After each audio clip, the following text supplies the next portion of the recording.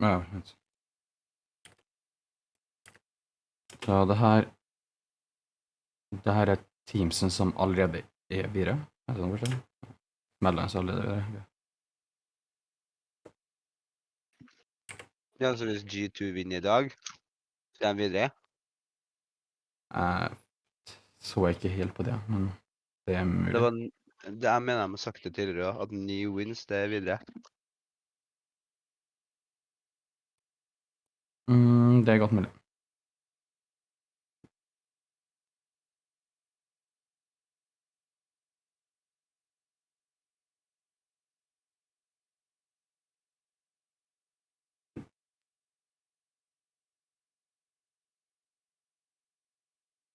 Og i playoffs er best of 5, det.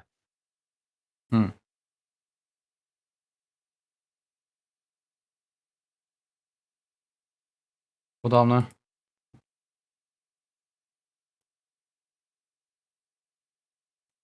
La meg høre.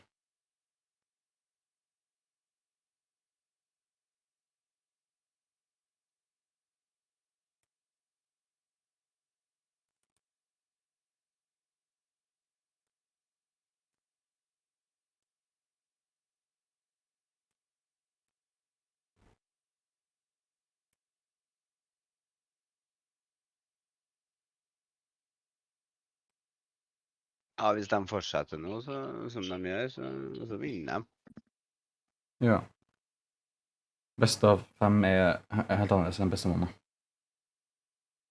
Ja. Ready shake.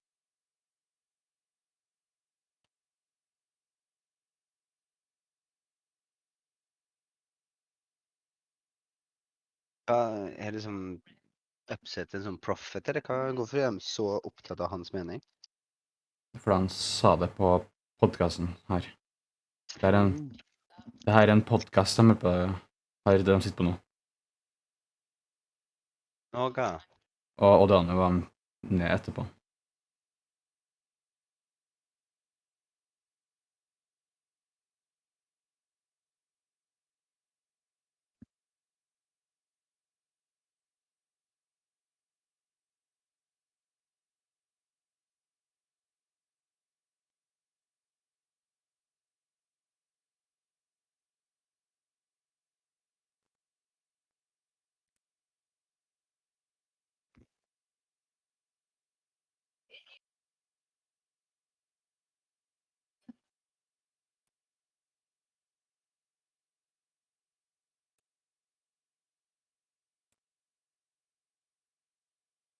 The team that's not going to do anything crazy. What do you think about that assessment? It is predictable, but at the same time, I think bar like 1 or 2 games against the top teams, I feel like most of the time we're getting such big leads, and every time we lose is because we throw like by ourselves. It's not like, yeah, we're like predictable for a whole year, but our team is really punishing that.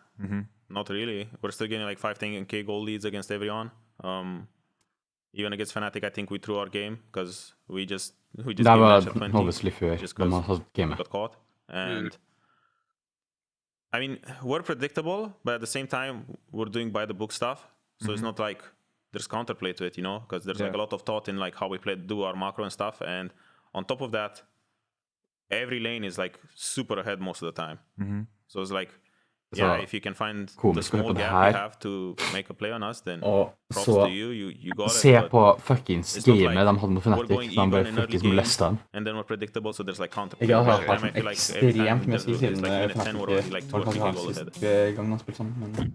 It was a pleasure to have Oda Wamne on the podcast this weekend. You can check out Euphoria every Wednesday at noon, CEST. And of course, criticizing Oda Wamne. Not the best comment from Upset in terms of aging overall, given the results. Ja, men de sa også at det var... Det basert seg på et par plays de feilet på, og så ble det snåball. For de har... Nei, ikke det. Det var en Heiral-fight. Ja, sant, den inspired ulta, de som allerede var right off the bat, I'm going to say this is not as egregious as I thought it would be. Gentlemen, give me your thoughts. Kato, let's go to you first. Yeah, not a bad tier list.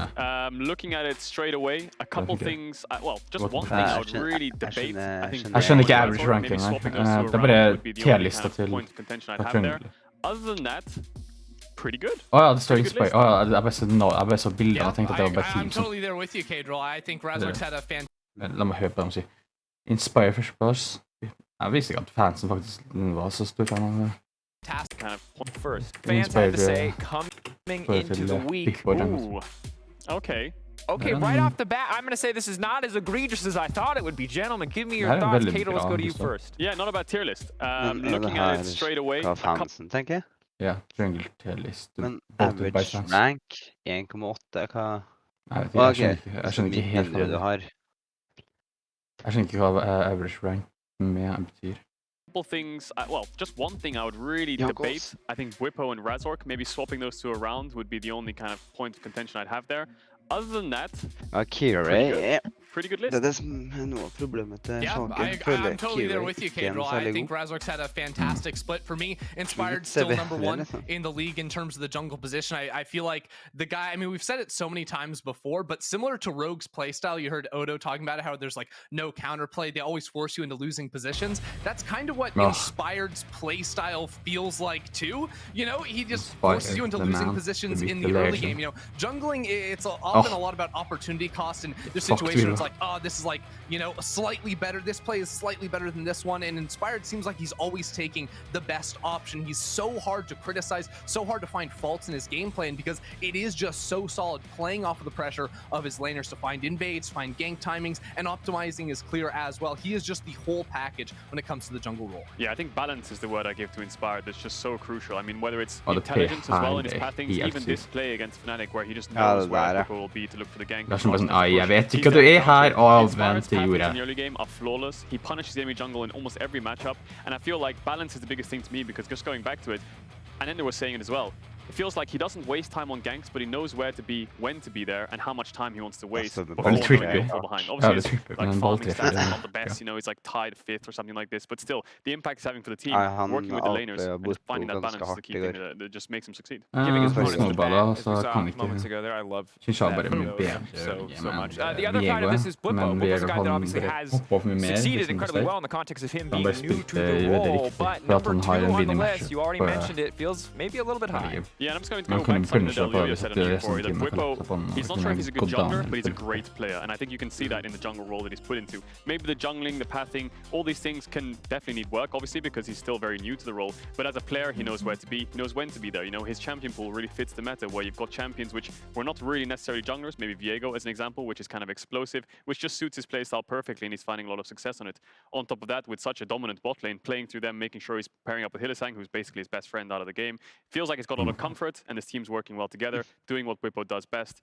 He makes a play, the whole team comes with him. Yeah, and we'll see how Whippo can rise through the ranks here, but the other player that I think we have to talk about is Razork. Massive season since his rookie split. This is definitely the darling. Yes, well, you know, Razork has been the darling of summer. That's a transition right there. Honestly, just massive improvement from this player. He was a decent jungler in spring, but he is a standout top performer, one of the best in the role here in summer. And he's done it in surprising fashion. So impactful in the early game, playing around mid and that top side of the map, and damage share too.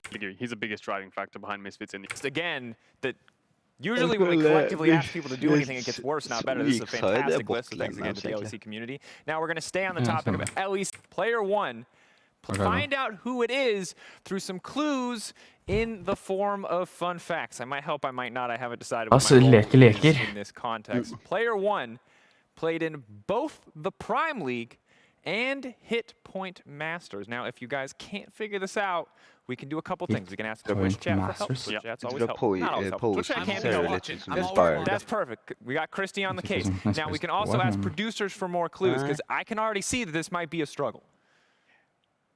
Prime League and Hit Point Masters. Wow.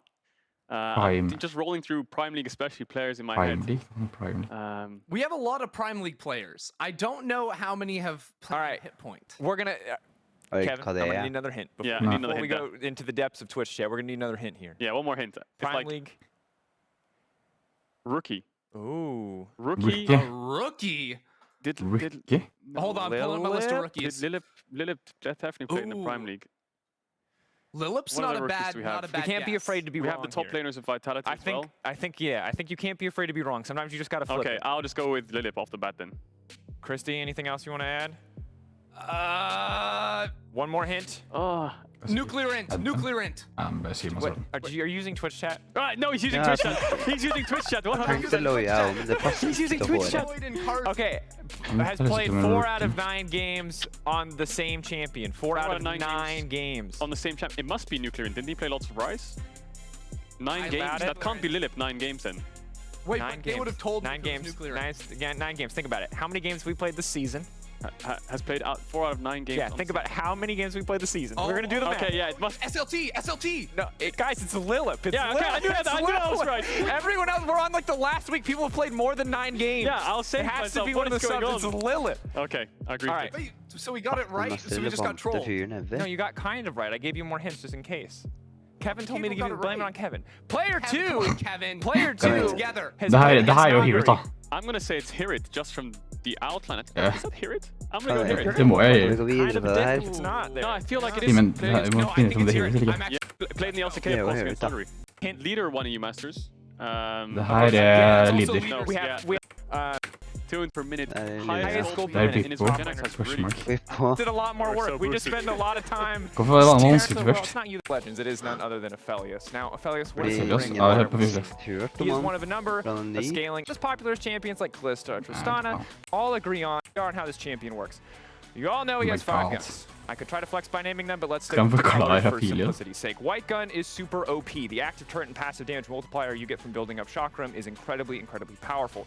Purple gun, good, CC component strong, but it's a liability and it's the least effective combat gun. Similarly, it's the hardest to get rid of. Now, good gun combos you can see to my side here. The Heimerdinger 2.0, green and white combo. This is what happens when Heimerdinger and Xerath love each other very much. Now, this combo is incredibly impressive. When you take a look at the highlight clips, you can see how quickly he can rattle off green ability actives in the form of these marks, as well as a number of Chakram and shurikens. So again, huge 80 steroids.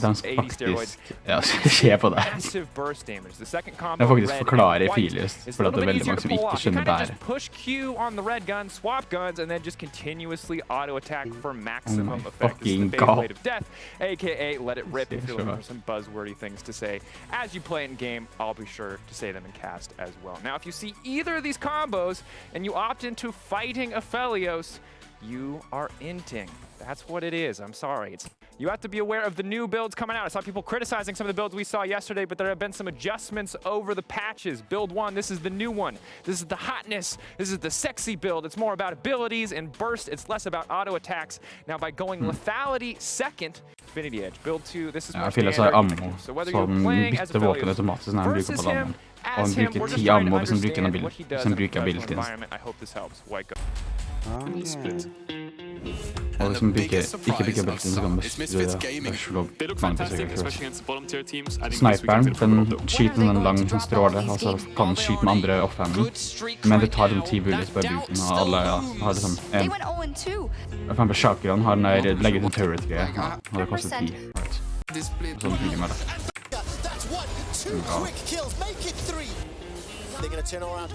Skirmish brawlers as well. Now, what do you make of Zanzara and his into his solo leaders? You all this to Zama. It was not a win, and we now move into phase 2. Lee Sin has been removed from the pool, so White Knight's most played champion is now get help from Bro. Potential. They back at lane, so first time we're seeing that in summer. Renekton earlier, so the draft have played out someone to be expected with the champions available on the table as we zoom out. But one thing I did like though is that you immediately drew attention to how important early can be, how important advantage can be for both comps. Where do you think it will come from?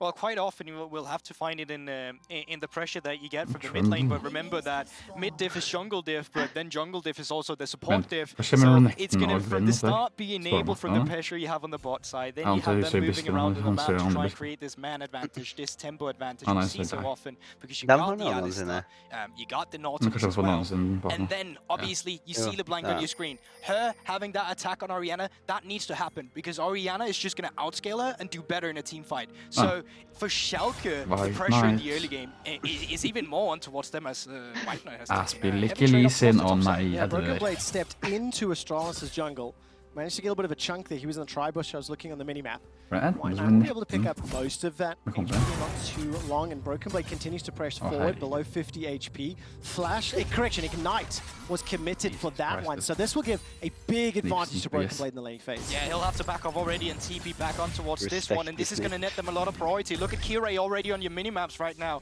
He's going to be moving down towards this blue buff that Astralis still has up and available.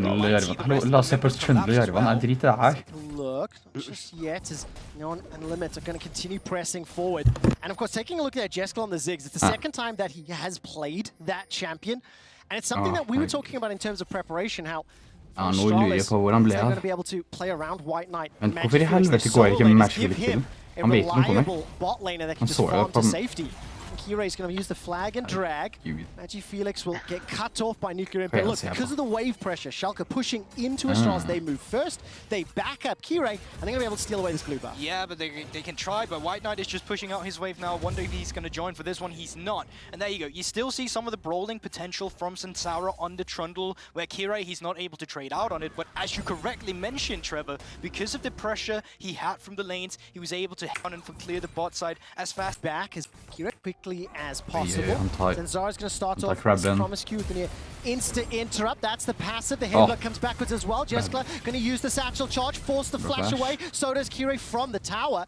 Promiscu and Jeskla using just that single flash. Yeah, that's the thing. You look at Limit already. He's burned both summoner spells, but at the same time, the cross map come through. While there's no flash here for Broken Blade, Zanzara stepping forward, gets the chop. Hellish Mist comes backwards, and it's White Knight first blood. And remember that the point of attack from Astralis was this top side of the map, and they should have known this one coming into this. Schalke and Alfia already cleared out the top side, knew he had been on the red side, and Sansara, he was taking the top side scuttle, so obviously he's going to move up towards the top. Broken Blade, his lane is not in a favorable position, and he's getting caught off guard with no flash to the Gwen, as you never take. No, I didn't see the vision whether those wards are timed out. Of course, Zanzara was just in the river picking up the scuttle, so first blood secured on the danger man for Astralis. It gives them a 700 gold lead for now, plus a double CS advantage in the top lane. And during the draft, Gilborg was talking about how he wanted to see a roaming support from Promiscu. If you look at the minimap, Promiscu already making his way top. This is a gigantic wave. They're going to go for a double. Yeah, they definitely are, and you can see he's coming up right now. Look at Limit. He's going back bottom. He thinks nothing is happening on the map, and that is going to cost him. Once again, Astralis with the tempo going on this one. Oh, Broken Blade. I don't know if he's going to be able to outplay this one. Knocked up into the other Hellish Missile by some time. Dashes away to safety, but the chomp comes out. Zanzara, the kill, secures the kill. And Nuclear and TPs. He does get a gigantic wave of farming experience, though. Yeah, exactly. So that's going to be Matchy Felix with the pressure now in the mid lane. And as a point of attack, they can't go for the 6. Look at where Jeskla has already positioning himself. He's backed all the way off. He knows that he's the prime target for Schalke after this one, but there's nothing they can do. He's just waiting. He knew they got resource on the top side. There's no reason to risk anything on the bottom side. Well played by Astralis. They punish the, let's say, over-eagerness of Broken Blade. He was pushing earlier, conceded first blood. And as that wave was stacking and building up, I mean, Promiscu left ages ago. It was such a great premeditated and coordinated play from Astralis. Yeah, but it's also Astralis just recognizing their win condition from the get-go, and this is very surprising to me. Why are they not in a deficit? What is happening? Why is Astralis ahead in the early game? Well, let's see what this will do for them. Of course, this is coming up against Schalke, who's below them in the standings.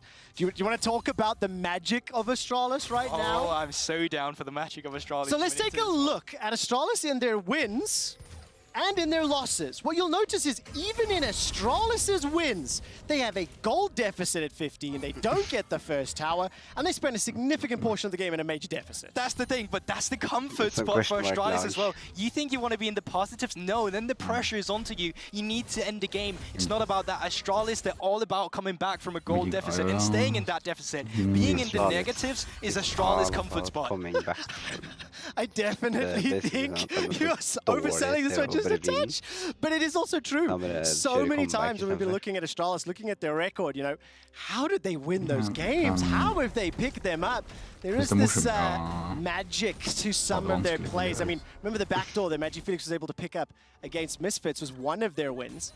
This time, however, it's a different look. This time, however, it's coordinated, it was controlled. The draft has worked in their favor. I mean, Promiscu roaming was exactly what you wanted to see with the Renekton top, and it has paid off. It definitely has, and now when both jungle that he's only been able to steal away the blue buff, he haven't had a successful gank yet, and that does make it a bit hard for them now. You can already see Sansara reading this one nicely, is just waiting at the back of his mid laner because Magifelix got a stack wave. Well, the dredge line comes out, so does the chain. Shockwave pulls in both under tower. Nucleate will take one shot and gets taken down. Kira, I think, was interrupted by the Pillar of Ice. Nicely done by Zanzara, but Schalke, first kill of the game. Yeah, Kira never threw the flag down, he just came through with the Q, but the intention was there for Sansara, you're correct. And that's super important here is that Broken Blade is still viable. Eventual power that Gwen can and will have may come back to bite Astralis if they don't push this advantage further. But I think a lot of credit here to Zanzara. They're bringing 5 members on the side of Schalke 04 right now. They're only bringing 4. So what they should be looking to do here is just stall it. Make sure Neon can get as many plates on himself as possible, because you will not win out on this Herald fight. And they realize this, they get him down towards the bottom lane's ability of being the pro. Evened up the gold difference. It is still an advantage tight. And he's it, as well as the drag, flank and drag engage. Committing a play towards the top side of the map, you can try and at least try a cross map it down in the bottom. Your only issue with that is right now that Sansara has the Rift Hell in his inventory, and Magifelix right now has just been handed over the blue buff as well, so this Orianna is going to keep clearing out vision. There's no flash for Jeskla. He's trying to get onto that rubber ducky. He will be able to do so just in time. No further damage, a follow-up there, big minion wave as well, and despite what I thought could have been a little bit more fun, ends up fizzling. That's the thing, it looked like nothing, but the amount of resources you put into it, that was the ultimate from Livid. So earlier the flash as well, and now on the top side of the map, what are you getting for yourself here? You can see they're trying to make a response now. Kira up towards the top side on the minimap, but it already looks like they're calling it off. The Rift Tower is going to take care of this turret. First tower fallen, all 5 plates, a gigantic CS advantage, and nearly 2,000 gold. That's the difference. It's consistently been a thorn in the side of every single team he's played against. And Magifelix will once again be the recipient of some love from Schalke. Cataclysm comes down, instantly flashed away from. Kira will flash the Shockwave, and White Knight commits the TP. He jumps into lane with the Mythic already complete. That was why he was sitting towards the bottom. Oh, they managed to... It was freezing on him. As soon as they came out from the fog of war, the TP came out instantly. This was already communicated from Astralis. A nice read onto them now. Promiscu. Oh, they managed to catch out Neon. He's knocked right backwards, and Promiscu picks up the kill. That was just really well set up. White Knight arrives in the nick of time. It's the 3rd kill to Astralis. Oh, they're not done yet, Trevor. They're going for it. Absolutely not. Kirai's going to be the next on the chopping block. The 4th kill of the game. 2,500 gold lead. Lembert once again setting his sights on Magifelix. This time the dredge line connects. There's no shockwave. There's no flash. And this time it works out. Schalke get their 2nd kill. But can Promiscu and White Knight turn this around? That's the slice. Waiting for the dice. They're not going to engage. Difficult to chase. That LeBlanc also had flash available. Yeah, they're just making the wave state even again, so now they're coming in towards this one, and meanwhile this is happening. They're just taking care of the dragon down towards the bot side of the map. Jeskla in just a few moments should be able to take care of this turret as well with the satchel. Failed the satchel. I actually missed that. I was looking at the graphics. He'll get the tower in this next wave, right? It's still with 4 plates on them. They have got he failed the satchel. I actually missed that. I was looking at the graphics. He'll get the tower in this next wave, right? It's about sending a message. Gulborg and Astralis are so far ahead, they don't need the kit to help you take down the tower. 10 plates, 3,500 gold lead. I mean, Astralis are destroying Schalke right now. And of course, Neon cleared that wave out. Promiscu just waited. Just waited. I mean, the only thing that wasn't the best about this play is the fact that he pushes him out of the 6 ultimate. So the CC Laraine could have been a bit better, but either way, it don't matter. And I'm not too sure why Kira dies in this one. This is not your jungle anymore. Why are you walking in here? There's really nothing for you to do. Yeah, absolutely unacceptable. Unfortunately, concedes yet another death. This Jarvan is not done enough to win me over just yet. And hopefully before the next fight starts, take a look at your standings on the screen. Astralis sitting 5 and 9. My apologies to production. I can give them enough time or heads up on that one.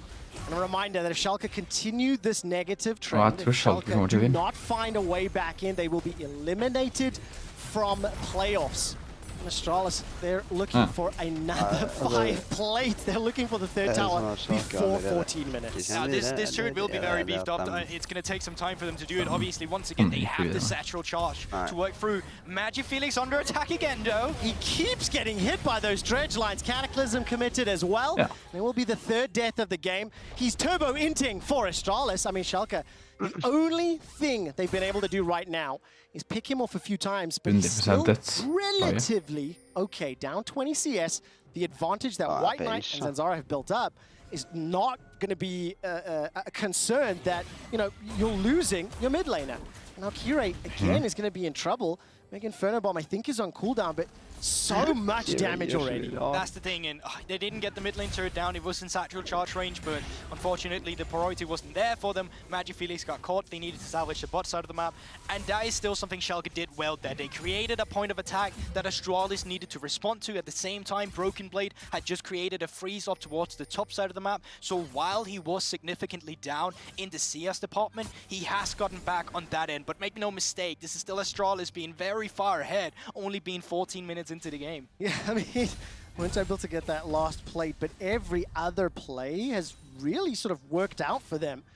And this Astralis is just punishing Schalke, who obviously sitting in bottom of the table right now along with SK. And Astralis, they've, from the draft, executed their comp very effectively, and now with the tower starting to fall, the map opening up a little bit. I want to see how they transition to moving around the map. There's against Matt Lines. Yes, Astralis picking up very nicely after their slack yesterday. Yeah, they really are, and I do think it is important, it's crucial to remember as well the caliber of competition, but still, Schalke have been outplayed in those. And the second Rift Herald goes once again to Astralis. Jeskla this time around will flash away.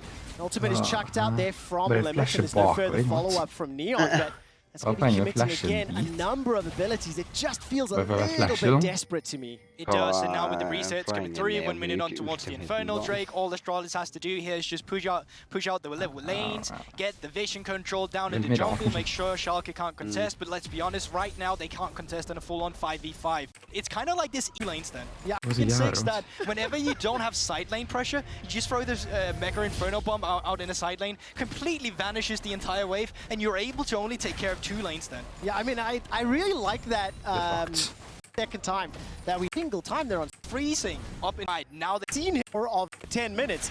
After his tower fell first, he's managed to pick up enough farm to equalize with White Knight for now. The Schalke will lose their 4th tower of the game. Astralis will now turn their attention to the middle lane. The Rift Herald was put down bottom. Once again, Dredge Line comes out. Ultimate chasing down onto Jeskla. He will get knocked up into the air. Teleport will complete from Nuclear Int. He dashes forward, doesn't have enough damage to do anything to Jeskla. And now Magifelix joins the fray. Has the shockwave available, holds the trigger. Broken Blade TP'd into the mid lane as well. Where's Magifelix going? Catching the wave up top while the rest of the team pressures forward. I mean, that is just a flex right now. To be fair, that was a quite big wave, so there was a lot of gold he was TPing for as well, but Schalke and Althea being very disjointed in this fight coming in towards this one. Nuclear and TP'd immediately, but Broken Blade was TPing on towards the tower, and it was just 2 complete different ideas that formed out in that fight. Astralis was ready with the response, though they're so far ahead, as we already talked about. If you go out in a fight, you're just not going to win it as Schalke as of right now. No, because Astralis can just hit them with their wallets. Just slap them around to the itemization advantage. That's simple. That is so different and so apparent. And regardless of that fact, right, I really like how Astralis are playing this game out, right? Pushing forward at every opportunity. We're not even 20 minutes into the game. And this is the setup again. Look at the difference in teleports as well as timing. Yeah, that's the thing. It was very close for Limit to bend that probably though. The minion just came in clutch for Jeskla. But you see the amount of damage White Knight is able to utilize in the Renekton. And this LeBlanc really is not tanky. And as soon as she's dashing in, dashes in, as soon as she's getting caught by any CC, I mean, she's just toast. There's nothing for her to do, even being as mobile as she is. Yeah, I mean, it's all credit, Jen. Side, however, Astralis, obviously, their last few games, they play SK, XL, and feeling this game, obviously, again. Evaluates. This was what I mean waiting for a response. As soon as a response comes through, as you can see right now, he can TP in. They have TP advantage. They absolutely do. Nuclear's catching that bottom way. Dredge line will connect onto Magic Felix. Promiscuous being hammered on by Neon as Jeska now arrives. White Knight turns his attention onto the Yordle as a fight on multiple fronts. And finally, Schalke get themselves the first. Zanzara will be chasing down Kirei. He flashes forward, gets the pillar into the back and limit. Will be the next target. 3 kills for 1 in favor of Astralis. Baron has just spawned as well. They're bold enough to try it. I would hope they were, just because the jungler is down for at least 20 seconds. Yep. So I think you go for this one 100%. And once again, this setup for Astralis, the patience. They've waited for a response to White Knight's split push. They send back Nuclear in, no TP in Nuclear. So as soon as they see him, all right, we start the fight, we go for it. And Schalke, there's nothing they can do with this one. If we get a replay of that one, I hope that we can see the minimap. I don't know if we will. But I was literally watching all of the wards that were being pushed, pressed into Schalke's vision, and Promiscu started a roaming sort of flanking opportunity 15-20 seconds earlier. And managed to get on. Look at the minimap. Look at the minimap. Promiscu had already been moving for 10 or 15 seconds at that point. That's the thing, you know, he was moving around the entire red side jungle, just getting some vision down. As soon as they see a Nuclear on the minimap themselves, we go for the fight. And it's already so disjointed from the side of Schalke. This fight is being fought on 3 different fronts. So that makes it so complicated for them to find every leverage in this team fight when they're already so much gold behind. So they get the team fight, they get the waves out in the side lanes, and now they get the Baron, and now it's just onto Astralis to try and put the finishing touches onto towards this one. And you asked me, Zanzara Trundle, is it valid? I knew you were going to do that. It is valid, Trevor. It is valid. You were going to do okay, to be fair. Yeah, no, I will say to be fair first. He's playing against a Jarvan that had no impact in the early game. Thank you so much. I was going to say any champion that's 4-0-3 that has a team with 7,000 gold lead, picked up nearly every neutral objective, will look good. I don't want to discount how Zanzara is playing this champion, of course, but that was a surprise. I didn't expect that much damage. If you are an Astralis fan or enjoying this, spare a thought for Magi Felix. He's the only member of the team that has died. He's the only member of the team that seems to get caught out by Limit and the rest of Schalke. My favorite team, I have a t-shirt of Astralis. They hold on to the inhibitor turrets. It's feeling more and more unlikely. X-Flash over the ball, Baron empowered minions start to chip away at the tower. There's an Ocean Dragon to fall back to if they want to. Look at that damage from those bouncing bombs. The tower will fall. Promiscu keeps just threatening the engage, threatening the move forwards. Yeah, and there he goes, a bit too far forward maybe. Well, let's see what the follow-up damage is. Kira will be able to help set up one. The inhibitor will fall though, and once White Knight and the rest of Astralis join, we'll be able to force Schalke away. There's enough damage to secure 2 inhibitors. Yeah, it was an aspiring attempt, but they're still moving forward with the base being cracked down as well here. So even in a situation where they lose Promiscu, they're still able to get the inhibitors, they're still able to get the Drake as an exit objective if they want to, and now there's only the top side to take care of. So Astralis, if you had to write down the macro in a book, they're just following it right now. They really are. I mean, look, a lot of stuff was gift wrapped to them as well, to be fair. You know, that Baron was compliments of their top tower. And credit for setting it up. I don't get to be nice to Astralis very often. So let me just have this, okay? All 5 of their fans out there, they're probably super stoked about this one right now. So let us just have this one. Oh, I think it's a little bit too extreme as Kira will likely be the next target here. There's no flash available to him. Shockwave is committed as Magi Felix is making that one just a little bit personal. And kill once again. 5-0-3. Of his team's 9 kills. And as we've said several times already, because they play XL and Vitality, the likelihood is those will be the 3 teams competing. This is a very pivotal win. And for Astralis, a very interesting look ahead towards playoffs. What are they going to do in best of 5s? Will that miracle gold deficit scenario surprise any team that they'll be facing? Now we know they can do both. They can get wins in the negatives, and now they can get wins in the positives as well. Usually you try and see the other way around first, but Astralis, they're a magical team, as we've already established now. And TP is going to come into this one. It's going to be very optimistic, but this is going to be the last stand for Schalke. All right, Broken Blade has just reconnected to the game after conceding first blood and the tower. at han ikke ser jo, og det gjør han over. What can he do as he dashes forward? The Hallowed Mist comes out, snip, snip, snip. Holding on to the ultimate 4 now, not enough damage just yet. Dashing backwards, it's a 7,000 gold difference. His broken blade heals up, survives so incredibly long. The shockwave catches 3, but there's simply not enough follow-up. Stopwatch morsomt. Veldig bra item. Neon to finish up the fight. Nuclear is watching his base Nuclear get torn apart. gjør ingenting I As 5 members fights. of Astralis push on to the third and final inhibitor bytter as navnet well sitt as i the morgen. Nexus turrets. Yeah, this is just the finalizing touches Teamet on mitt this game. taper, men det går bra. Jeg har fullt liv og gjør ingenting. Jeg står bakom og ser på dem vinne gamet.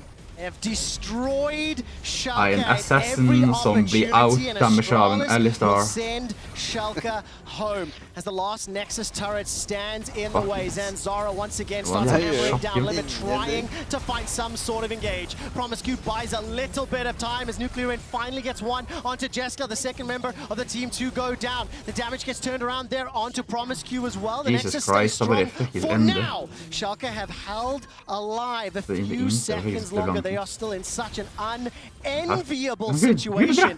Magi Felix is running for his life as Zanzara is the next target as well. It's just this awkward phase. The teleport into the Nexus and Astralis backdoor again. Oh my god. Playoffs. Astralis take the win. It was the most beautiful backdoor. Once again, it comfortable spot with that beste backdooren I livet. at least. That is a very good way of putting it, but as we have already established, they're a very magical team. Jeg gidder ikke se på det intervjuet med White Knight. The gold lead. I've been improving a lot, and I feel like we're like decent right now. Could be much better though, but.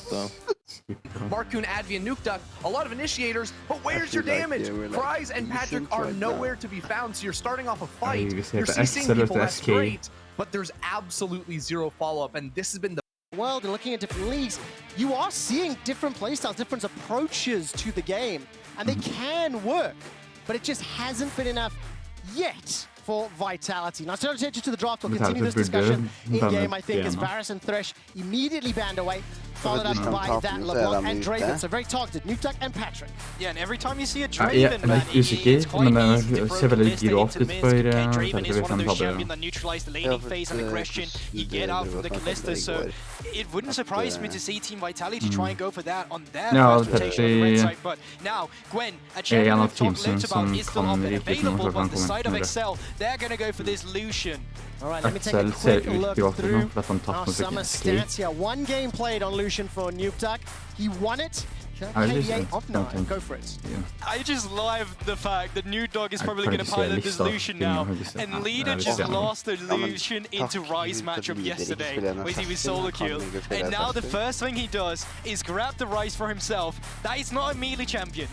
I love that callback, and I'd actually completely forgot about it in the heat of the moment. But these picks are coming in quick and fast. Diana, Aphelios, Lee Sin, as well as that Jinx. So a lot of damage already being put on the cards, and you would expect Selfmade to be running that Lee Sin.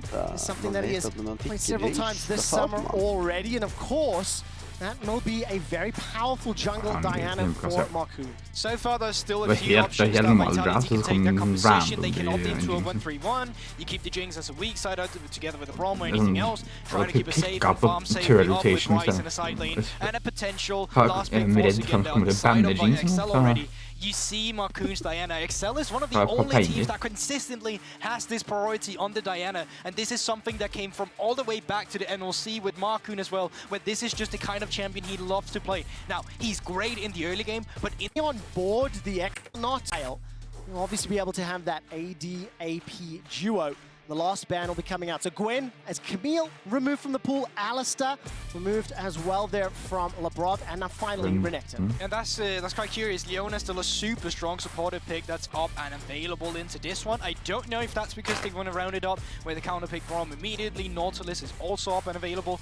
But here's the thing for Vitality. Either they blind pick the top or the support here, and the last pick is going to be the carry point here. They need to make sure that R5 is going to be the champion you play for because they get the extra enabling.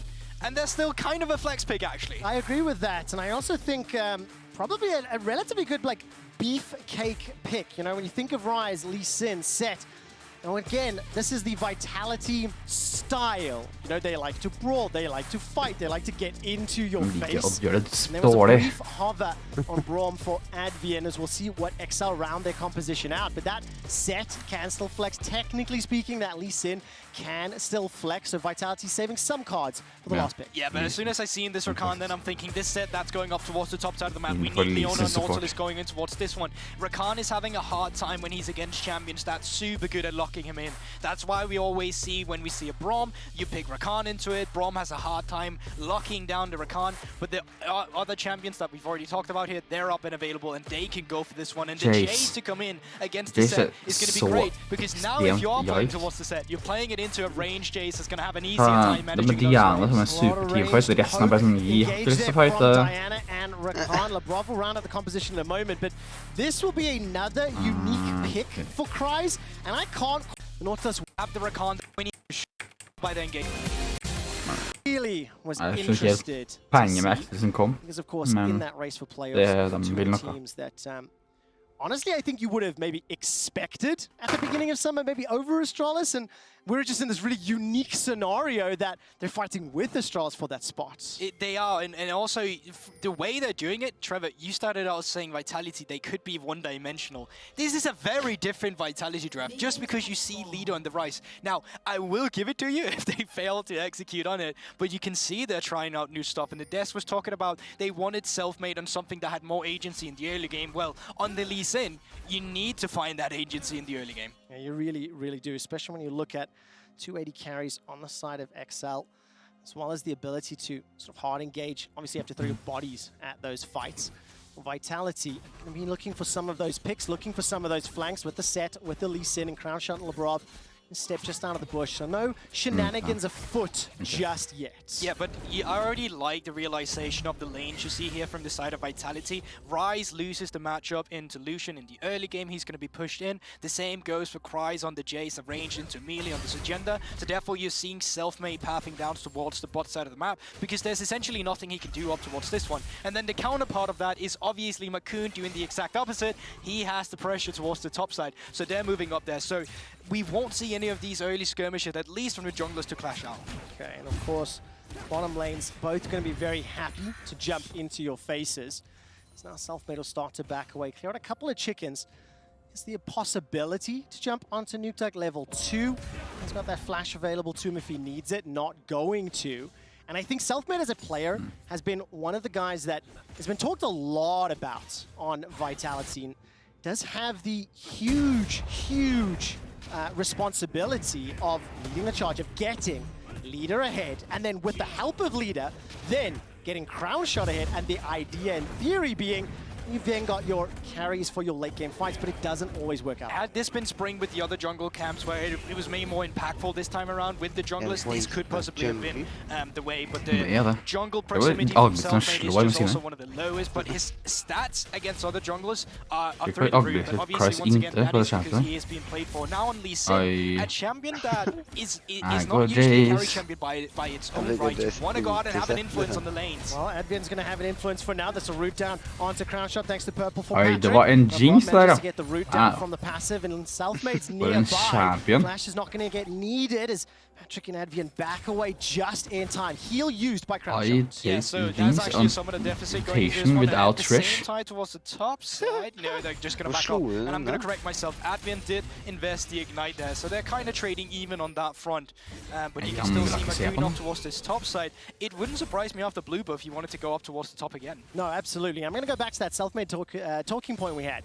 On the Lee Sin out of the jungle, definitely an enabler, definitely somebody you want to see. No, every time we go Selfmade, there's a fight in the bottom lane. That's a knock-up onto Labrov once again, another root. Jinx gör damage. Patrick, 150 HP down to 100. The flamethrow's going to do a lot. Shield comes up with just a och icke damage. For Flash, not enough for Labrov. Flash now he's going to be replied. It's Leader making his way to the bottom lane. Shigenda as well. Double TP, Selfmade's here as well. On fire! 5 members of Vitality join the fray. Advian's able to fly to safety, and it's Leader that gets first blood. That is first blood, how much else is there losing on the rest of the map? Because that is a wave pushed in by Nuke down now. That is a Jace as well by Kreis, who's going to be pushing in a wave. So you can see the level deficits already. Nuke.Kreis, level 5. Leaders again, the level 4. So that was the cost from that first blood. I mean, it really is. And goal difference not significant just yet. But of course, with Leader picking up the kill, that very quick lock-in. This is how the fight started. I can't believe so many members joined the fight. No, it's actually crazy how much Vitality was willing to invest down towards this bottom side of the map. And I understand they want to go for this one.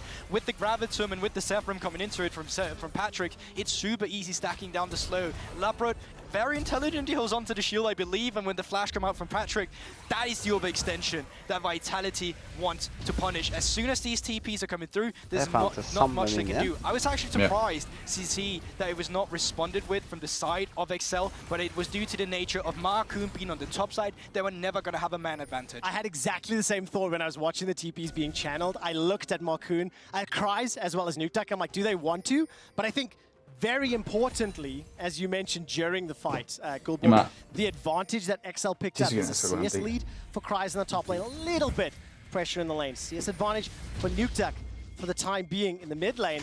And Advian is one of the guys that has just had, again, a huge impact on how XL approached the game. He continues to play aggressive, to start off fights, and he's already roaming. We'll be able to find out. Self-made. Markoon was a level up and it's just been balanced out. Blast Cone takes them out to safety. And literally, we don't have time to talk because both teams just are looking for those fights. Yeah, I feel like that was always going to be the case when you have Markoon and Self-made in this game because they are just two junglers that love to make the most out of any given moment. Down towards the bot lane again. We speak of him, Self-made. There's no flash for Patrick. He's trying to get to safety. Markoon makes his way in, but that's the dash to safety. White-blue, the damage coming down. Markoon not going to be enough for LeBron just yet. One more dash forward. Finally does. That's the reply from XL. And there are the two junglers once again. The one to shadow, the one to go for the engage, and Markoon making the best of that moment. Drake is up now and available if they want to go for it. On the top side instead, it's not stopping Trevor. It's not at all. That's flash for flash. Blast Cone manages to get Kreis to safety, and the Realm Warp will be sidestepped out of. Lina will lose that one for now. A bit of damage coming out of Nuke as he pushes yet another wave forward. And that is, again, just a testament of how this game is playing out. Kreis was able to get some pressure, he moved into the river, and Leader was able to respond first. Yeah, you're completely right about that one. And having an early game now with Leader 1 kill ahead, where he's not actually having a mistake yet, it's actually not something we've seen fairly often. We've had our criticism, and it's going to continue because another fight is about. This time round, the teleport is coming out. Nuke's going to dash forward, use the culling to take out a Leader. Caster Curse, indeed. XL have got their second of the game. It doesn't look like they're done yet. Start to push forward. And that was, of course, Kreis and Nuke committing their teleports. So now that window will swing back for Vitality to counterpunch in a little bit of time. Yeah, but it seems like XL, they're getting more value out of their TP on this one. They get the kill, they get the minion wave pushed in, they get the jungle camps taken away. And you can see he's getting up towards the top side of the map. It's not like he's losing much at the moment. In this game, it's very chaotic because both teams, they want to get the most out of their early game. From the side of Vitality, their win condition lies, at least where he's in, to get the most out of it before he becomes useless towards the mid to late game instead. Yeah, it's just that setup. But luckily, Shigenda's currently on even footing with Kreis. Mid lane is the only big deficit, but Leader was able to pick up a kill. Started to back. If you look at the minimap, Vitality starting to invade the top jungle of XL, but XL sending so many members. Only Patrick remaining in the bottom lane. Yeah, there we go. It is kind of this meta. We just throw it all towards the top side. Crest slash the Lunar Rush. That's a two-man knock-up, and Advian's only level 4 self-made. Gonna keep it taken out. It's Kreis that gets the kill. The third for XL, and that's very important as well on the Jace.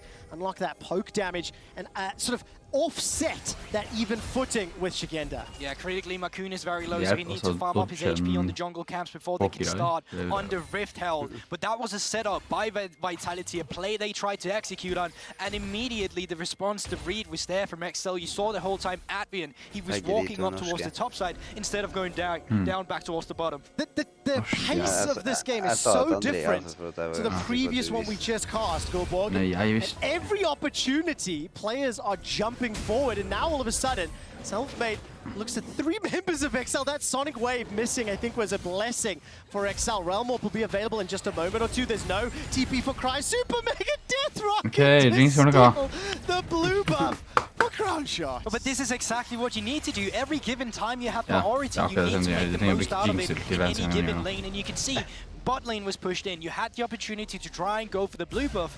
And while Vitality still gets the blue buff, it's the fact that they have to invest more into it. They had to go for the Super Mega Death Rocket. And that is now a tool that Vitality will not have on the map. No, absolutely. And of course, there's nothing huge to play for just yet. Rift Herald still stands, no Dragon picked up. It's a 1,400 gold lead for XL, so keep that in mind as we start to move into the next passage of play. But it to my eyes, it doesn't feel quite as clean or calculated. I don't know what the right word is. It is because it becomes very skirmish heavy, and it is because you seem like, oh, they're just starting it. But it's the fact that if you can deny leader blue buff, oh, I'm just going to hold it. Makun, he's still looking on self-made here. Dash forward, the Lunar Rush as well.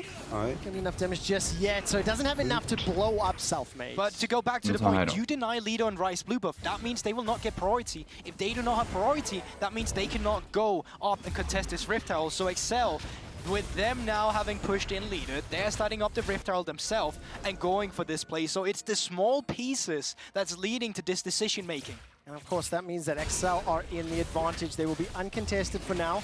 Selfmade has a moment just before the Herald goes down. It's picked up, dashing over the wall. Makun's going to be the target. He flashes, takes the mine all the way backwards. He's brought into the fight. Again, the damage is massive from Vitality. A double for Selfmade. Nuketax trying to cull something on the back line, but he simply cannot do it. Vitality find 3 kills. And so many times have we seen this go wrong for XL at this specific Rift Herald. This is something they have been struggling to do throughout the entirety of their roster changes as well. And Vitality coming in towards this one together with a beautiful setup. The substitute himself coming in clutch in that situation. And here we have it again. It's disjointed to the point where you get the Rift Herald, you need to get out immediately. And that's kind of the thought process. So as soon as Makun is in that situation, you just have to leave him. There's nothing you can do. So instead of just getting the Rift Herald, giving up a life for it, you end up trying to take the team fight and giving a triple kill over to Selfmade, who now finishes Mythic as well. I mean, that is gigantic, and it's on the champion that you were talking about. You wanted to see some sort of influence. Before 15 minutes now, Selfmade 3-1. And I want to draw your attention to XL's sort of play style and dynamic. You know, during weeks 1 to 3, a negative goal difference, made some substitutions, looking for the 7. Positive goal. You see a gigantic jump in kills, more than double. But what I was impressed by, until let's say last week and maybe a little bit now, they were executing a little higher as Makunn and Advian's first games. It doesn't seem to be consistent just yet, and 12 minutes were dead even in goal. 3 kills to 4. He has no signs of stopping yet. Jungle kan gjøre prio og sånne ting som at han kan liksom kamper når Inspired går inn og bare stjeler bit på sin buff, en red buff. Det kan bare gjøres hvis at midlane allerede pusher opp, for ellers så hvis at den din ikke har pusher opp, så kan bare midlane deres komme og liksom disrupte det, og komme og hjelpe dem. Og liksom er veldig god på early level og pusher opp. And I was anticipating 1-for-1. Yeah, as you said, 1-for-1, but the worth of Selfmade there is way more than Makunn. The shutdown going over to Nuketox is obviously something you're happy about from XL. You take a look at the gold lead once again. It's not much, but it's back to them being a bit ahead, a bit even here. These two teams, they're both so willing to pull the trigger. Now, who does this benefit more? As we have no towers fallen just yet, no dragons secured yet either. It feels like this could be a slightly longer, slightly later game. It can be a longer one for Selfmade. He is going to fall off to the side of Makunn. That's only going to get stronger on Diana. You see very squishy members on leader, on crown shot here, and they can be toast. For Selfmade is way more execution.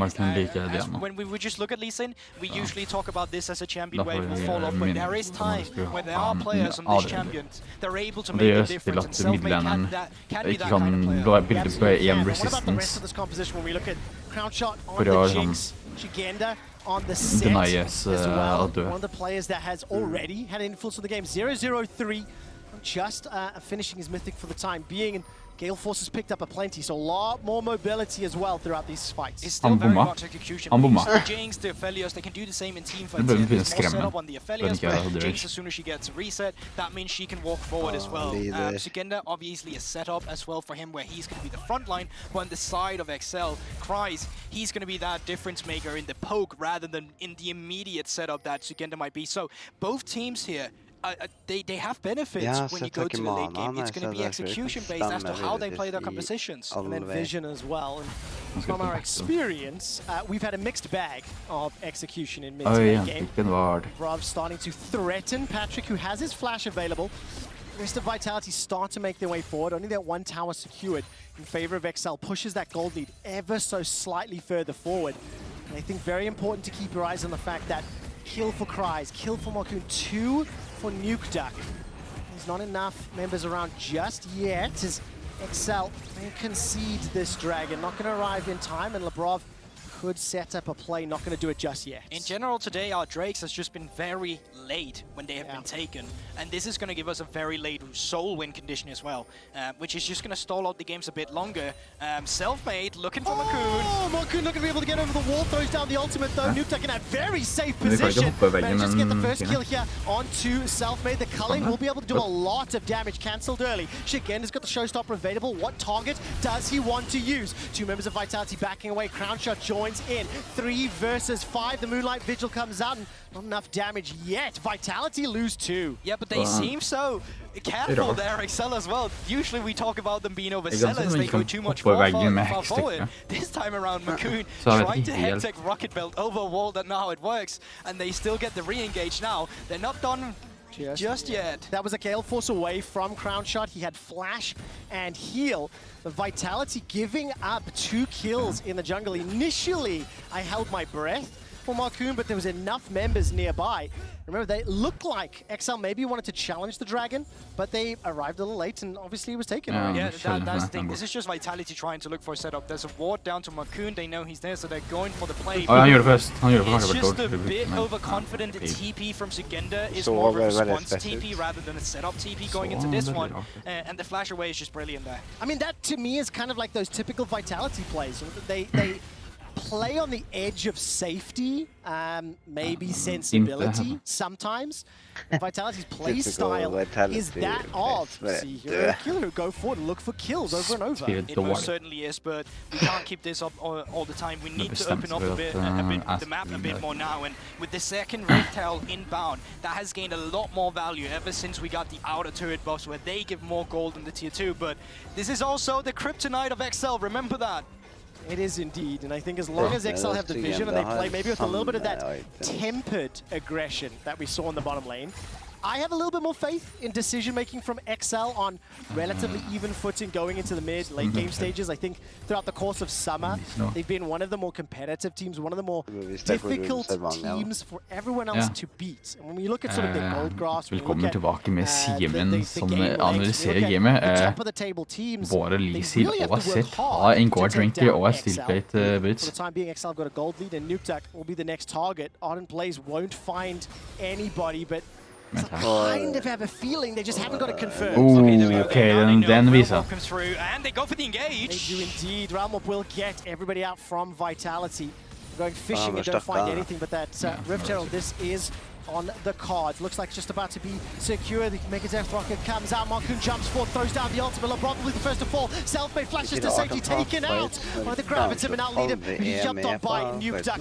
He cannot find enough of those Qs as Patrick steps forward. They get the Herald, they get 2 kills, and XL are in absolute control. I'm so curious as to why Vitality stepped up onto that one, because they already had They didn't have the man advantage either. The Cruncher was in the mid lane. He was clearing out the wave, while Patrick, he was already there, ready for the play. And as we take a look onto the replay again, yeah, there you can see it. Skål for det, folkens. Å nei, de fikk den. Mamma. While Patrick is there once again with the Gravitum that is setting up the team composition. That is a pivotal call, or gun rather, for Patrick to have with the team composition XL drafted for themselves. I think Patrick has done very well with those Gravitum roots. You said it during draft, and I was like, yeah, for the ultimate, I absolutely see that. But what I really appreciate from Patrick is he's using it very well. Not during the lane phase, during the skirmishes. La oss gå på han sånn, hæ? Nei, det er sånn der... Very impressive the last Det er noe sånn bronseteam, så det er sånn der, ja, fighter. Teamet bare sånn, nei, altså, teamet resten av teamet bare sånn, ok, fighter. Halvparten av teamet bare går inn og face-sjekker. It's also Jinx as a champion right now. You gotta understand that there's not much this champion can do before she gets 2 to 3 items. That is where she really becomes what do you say?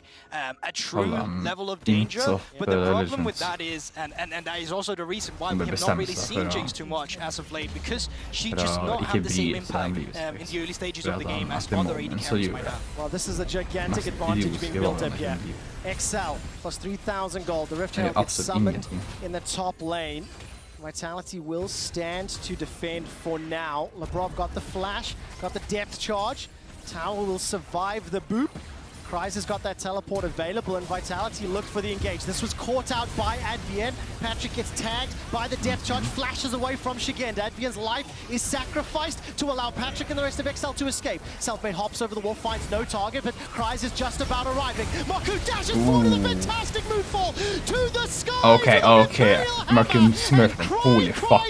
Vitality, XL dominate the counter engage. Crown Shot will be the next target. No flash, no heal, no chance, no hope. He is taken down. XL turn for Baron. How many times have we set Makoon step too far forward? Not this time around. He dashes in as you set yourself. Perfect ultimate on the Diana at the perfect time, with the follow-up from Kryze as well, with the 2 disguise. And they had a gold lead. Then they're up towards the top side of the map. They went for play. They lose Advienne in the exchange. They take the 4v4. They win it from a huge performance of Makoon, and they're able to get the Baron. This is the replay that just broke down in great depth. Keep our attention, obviously. I think huge kudos. Advienne buying enough time. This re-engage was gigantic. That's the thing, that he's just waiting, and even though Shigenda has already put him far backward, he don't care he didn't get the reset. He just needs to get these 3 members, and it completely splits the fight up on 4 fronts. You don't have a singular unit of Vitality beating down members. You have them all taken care of one by one, and they just can't deal with that when the wallet is so huge. Again, it's another Baron that is gift-wrapped and handed over. The previous game, a decision from a team to push a lane, to be in a certain location, means they get punished and allows their opponents to pick up Baron. Channeled, waiting for the hammer, shove that one down, and kill donated here to Nukeduck. 6-0-4, 13 kills to 7, 6,000 gold lead. Vitality. Like, when are you going to learn? The answer is not always to fight. It's not, but it is for XL right now. It really is. Goodbye. Wow, Jinx. 14th kill, 22 minutes. Fast Inspired approaching. Now this game has just been blown wide open. XL have punished mistakes. They have also played proactively. And they're using their composition here exceptionally well. Yeah, they're just juggling the members here. You can see Vitality, they're trying to find something with the Realm Wall, but they can't. They will continuously lose out on front here. Now it's the mid lane. After the mid lane, you can move back up towards the top side. You can even reset, or you can go for fight. Well, Labrov will be the first target here from XL. The engage comes out. Nukeduck dashes away to safety, using the Gale Force as well. Selfmade's kick has already been used. Patrick did get taken down, but it was at the cost of Labrov. His rocket comes out. Nukeduck's low. The inhibitor stands. This is good for Vitality. Going to be able to hold on to the inhibitor for now. That outplay potential, the execution you talked about on display. But it's going to be so difficult to replicate that multiple times. That is the thing, and it's good for now that the inhibitor has not been taken down, but the Baron is still active for XL, and they will get out of this one now. I feel like the best possible option for XL here had been they would be able to just back off here, but it's a nice engage coming through from Vitality to try and deter them away here. They get some good picks. And after this one, it's a 4v4. They're still low on the side of XL, and can I commit to it? That's the breaking point where XL needs to back. Jeg bare så rosteret mitt etterpå, og sånn, vent, jeg har mer poeng til overs nå. Det kostet mye mindre den laget hadde fra før av, enn det jeg hadde tidligere. Så det var en question mark. I just want to remind everybody what the league looks like right now. XL and Vitality 5 wins, 9 losses. Astralis have just won a game previously. And of course, the hopes are one of these three teams will move their way to playoffs. Score. As we look ahead Nice. for Excel, the teams that they will be playing are difficult in Rogue and G2, but they do play Astralis. Men de kommer til å spille mot Astralis. I det minste. Har ikke mye annet å si enn det. Rakal.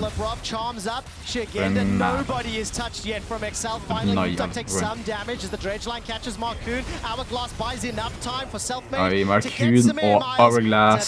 CMP er det duo. Vitality's face 10,000 gold lead. Vitality have been outclassed this day, both in the skirmishes and the fights, but also in the macro. Yeah, that's the thing. Jeg har glemt at Jinxen var med i gamet, for han har ikke gjort en dritt.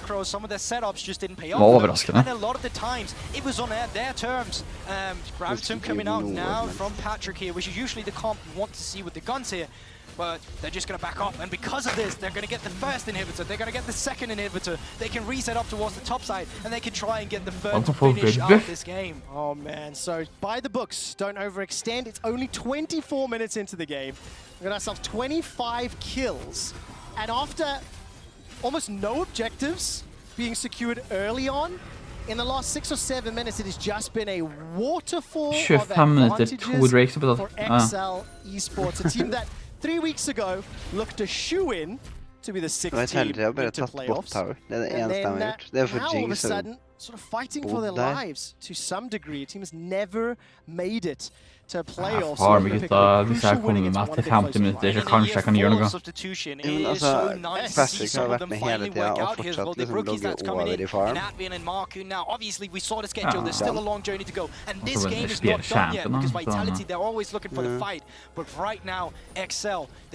Men jeg vil det.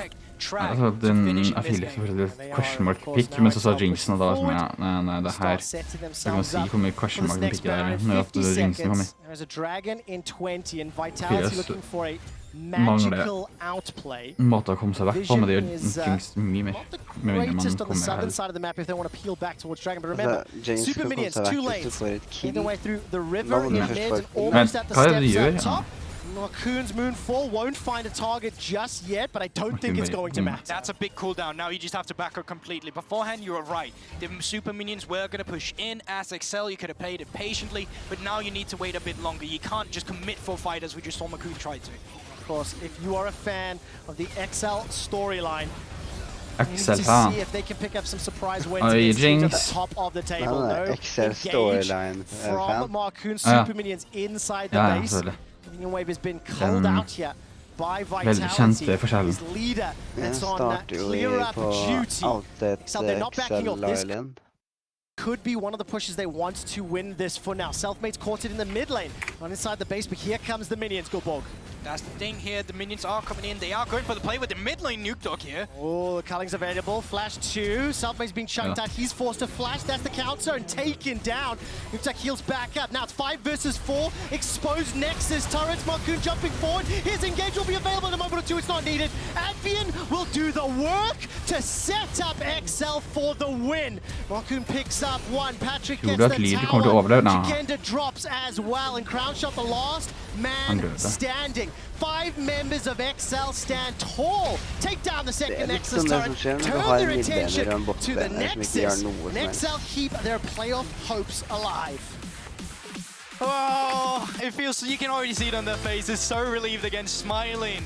They are even Nuke Dog, which is, you know, a storied mid laner perhaps, but this time around XL really coming together from the get-go with the priority they had in the laning phase to the skirmishes they created, and then Vitality getting a bit too far forward, getting punished by some immaculate play on Markun on the Diana. Yeah, very, very nicely done, and Vitality, that style of play. Alle som har den akkurat som håret. Go in. Didn't work out. When the execution and the kills don't land, or the plays don't net an advantage, allowed XL everything that they wanted. We can continue to block them. The player that he's not in recent weeks, early Fnatic were the best bet that I felt like had a chance to take them down, and then they just looked terrible against Rogue yesterday. The gap looked very large, so I have a lot more faith in Rogue going into the postseason. I think it's absolutely fair, especially, as you said, taking into context a lot of the other top teams that have also been struggling. It really was just Fnatic that we looked at to be the team that was also performing so well across the entire split, taking down, and after such a one-sided matchup, hard to count Rogue out. Now, they're already locked for playoffs, and I do think that there is, certainly on the opposite side for Mad Lions, again, the need to progress. And that's going to be a story that we talk about with so many of these top teams. Again, Rogue looks so clean, Rogue looks like they haven't figured out. So I feel like for every other team, there is a lot of growth left to be done. Yeah, I feel like each team has their own problem. Mad Lions definitely a step behind the teams. Seems like G2 are struggling to find more players for them. I think they're starting to experiment. De troller allerede. De får ikke lære seg spillspillet. Just going back to them, I feel like the biggest problem that they were having is just adapting. Men de har lagt They're always one step behind from MSI, from taking those script days off, you know. They have to find the stage performance. Oi, dæven for et tøy. Ok. Nå ble jeg redd faktisk. Jeg så den Løvens konge tøyen der. Da. Which they have been doing. Like Ender said, Mad Lions not the strongest best of one team, but they are a beast in the back. Like that last game was not theirs to win, you know. They fell so far behind those really excellent flanking, all this stuff. They were able to come away with the victory. So it's not like this team has to, you know, beat Rogue in the early game. We know that if they're able to get back to that team fight, they're able to contest the later stages of the game. I want to see that. I want to see Elyoya come back to him, because he was a guy that was the number 2 jungler in the league, right behind Inspired. De sa jo ikke å skrubbe hodene for lykke hver eneste gang de går på scenen. Right now, Rogue are the top dogs of the LEC, but you can never count out a team like Mad Lions who have beaten the odds time and time again. Let's Gulborg ahead of Rogue versus Mad Lions. And something that the analyst desk said, which really struck a nerve with me, is how both teams kind of have different expectations right now. Mad Lions have to prove that they belong, that they're up at the top. Rogue, after yesterday's performance, they are. Now, one of the things I want to kind of flip and invert on that is that both of these teams' last 3 games are so drastically different. Rogue goes on to play Vitality, XL, and SK. You know who Mad Lions play, Gulborg? Go on. Fnatic, G2, and Misfits. So that idea I am Spanish. How good are Mad Lions I will not win this game, but I will fuck your mom. Super week, next week, 3 days. Fokuserer på håret til Lars. That is going to improve the strength of Inspired. This is a rematch of the spring finals, but when you take a look at that now, the difference both teams have had in regular season now is immense. So for Mad Lions, it's about coming back to that form we've seen in interviews as well with Kazi he recently had. Even now, K-pop star, han sa K-pop. Get any burnouts, but as soon as they hit playoffs, which they are now locked, that is when they go full aggressive again. Back on track. Research, crafting, it has been a strength for the organization, but it hasn't exactly. And I want to bring a little bit ultimate for the signing volleyball. Would you face Lions to see them map now? Timby, han var ikke lov til å være på kamera. Priority pick for humanoid.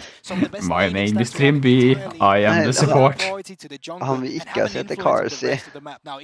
Han finnes ikke. Der, Carsey. Jeg ser faktisk ikke skjermen min, for jeg er så mye hår. Det er derfor ikke Carsey. Listen, stats these guys also just do calculated and planned. Yesterday, I think right? Hvorfor tar det så lang tid? Imagine at se på det live. Og bare vent. Nå starter gamet. Så tar det 30 minutter med å se dem. Will be starting off the. Would you like to draft? Okay, do you think Gwen will even make it through the draft? Yeah, this one's a banger already with the sound, but yeah, through the draft here, I think you need to get the casual red side bans to come out here. Perhaps even Kalista if you don't want Tatsama to get there or even play through that. But Thresh, obviously a champion that will have to go off the table. Viego is something we still have to see, but Inspired Sinsao after yesterday, I feel like that is something you 100% have to respect. And you know what? I'm going to take that back because it's actually Rogue who's saying that's not a priority and we don't want you to second pick this. The question is, what is the priority then? Take that one out of the pool, denying it from Elyoya, who has not played a single Xin this summer. Taking their time, Dr. Mundo find himself in the ban pool. champion that's rising in popularity. Viego is still up. And now banned away. That means Gwen is the last thought on my mind. Thresh, it's one of the best supports you can have in this meta right now. Super good for any of the mobile AD carries, like the Varus, even like the Aphelios as well, which is the infamous lane. So there is a lot of power picks that either you just overload this draft, or you say, all right, we ban the Thresh, we give it away. Exceptional read there. Thresh was banned away. Neither Kaiser nor Trimby have played a game of Thresh this summer. With a number of picks open, I think honestly teams can go several directions with the draft, but Lucian being available, being there for Larsen. He's played it 4 times this summer, won all 4 games. Will be the first pick for Rogue. Yeah, it definitely will be. So that's going to be a lot of that pressure we talk about in the early game. We've already discussed a bit of Twisted Fate early as well. So maybe later down the road, that is something we'll look into. But Mad Lions, they lock in the AD carry. I'm looking for that jungle priority pick as well. With Sensao out of the way, there's still the early skirmishes like the Volibear if you want to commit to a full early game jungle style. Try to get the vision down in your opponent. It's something Rogue are insanely good at. Scouting out the opposition to make inspired lives easier. I want to see them be able to do the same with Elionia on Mad Lions' part, but they're going to lock in the Lucian. Oh, okay, so that will be the Victor into the Lucian in the mid lane. Correction, of course, Gwen is still open and available. Kazi will get his hands on the Varus in the bottom lane. Has only played that once this summer. Junglers will be very interesting to see what happens. Inspired has got a couple of those AP picks under his belt. I think Fiddlesticks being one of the most impressive. Kalista landing in Hans Sommer's hands. Not a big surprise. What support do they want to pair with? Oh, Diana's open that we haven't noticed. Ja, det kommer til å være Diana. Og kanskje Kartus. Og det var jævlig synd, det. There's so many champions you can pick right now. Jeg tenkte det var Diana, men... If you don't go for the support now, the support pool will be trimmed a little bit, so if you want to grab the Leona, the Nautilus, it's up to you to do it now, but otherwise than that, the Diana, as you mentioned, I think that's going to be the call. We'll indeed be locked in, so that's going to be the same 3 as our previous game. Combination already, you would assume. Trimby's champion pool is going to get hit a little bit. Fighting, I vil diskutere flere, jeg bare litt weak early game, for at alle andre skikkelig gode junglerne som skal vise nå. Ikke av Volibear som ting, men etter det så bare blir broken. They miss on Mad Lions, well, then they're banning out themselves as well because they haven't picked the support just yet, but seems like they're going to go for this route instead. That will mean Rogue gets to ban out some of the junglers, they'll get to ban out some of the top laners if that's where they feel the priority will lie. And on the side of Mad Lions, they can try and get away some of these strong Kalista pairings, like the Leona, like the Nautilus, and even like the Zen, that's what they're looking for. Man, there's just so many different directions you can take this. And den nye skinnet det. Alle står sånn at de går ut og drar i det. I stedet for en bjelle som slår på, så er en bjelle som bare trekker det. En recover. La Gwen være åpen til resten av pikkene, ingen pikker det.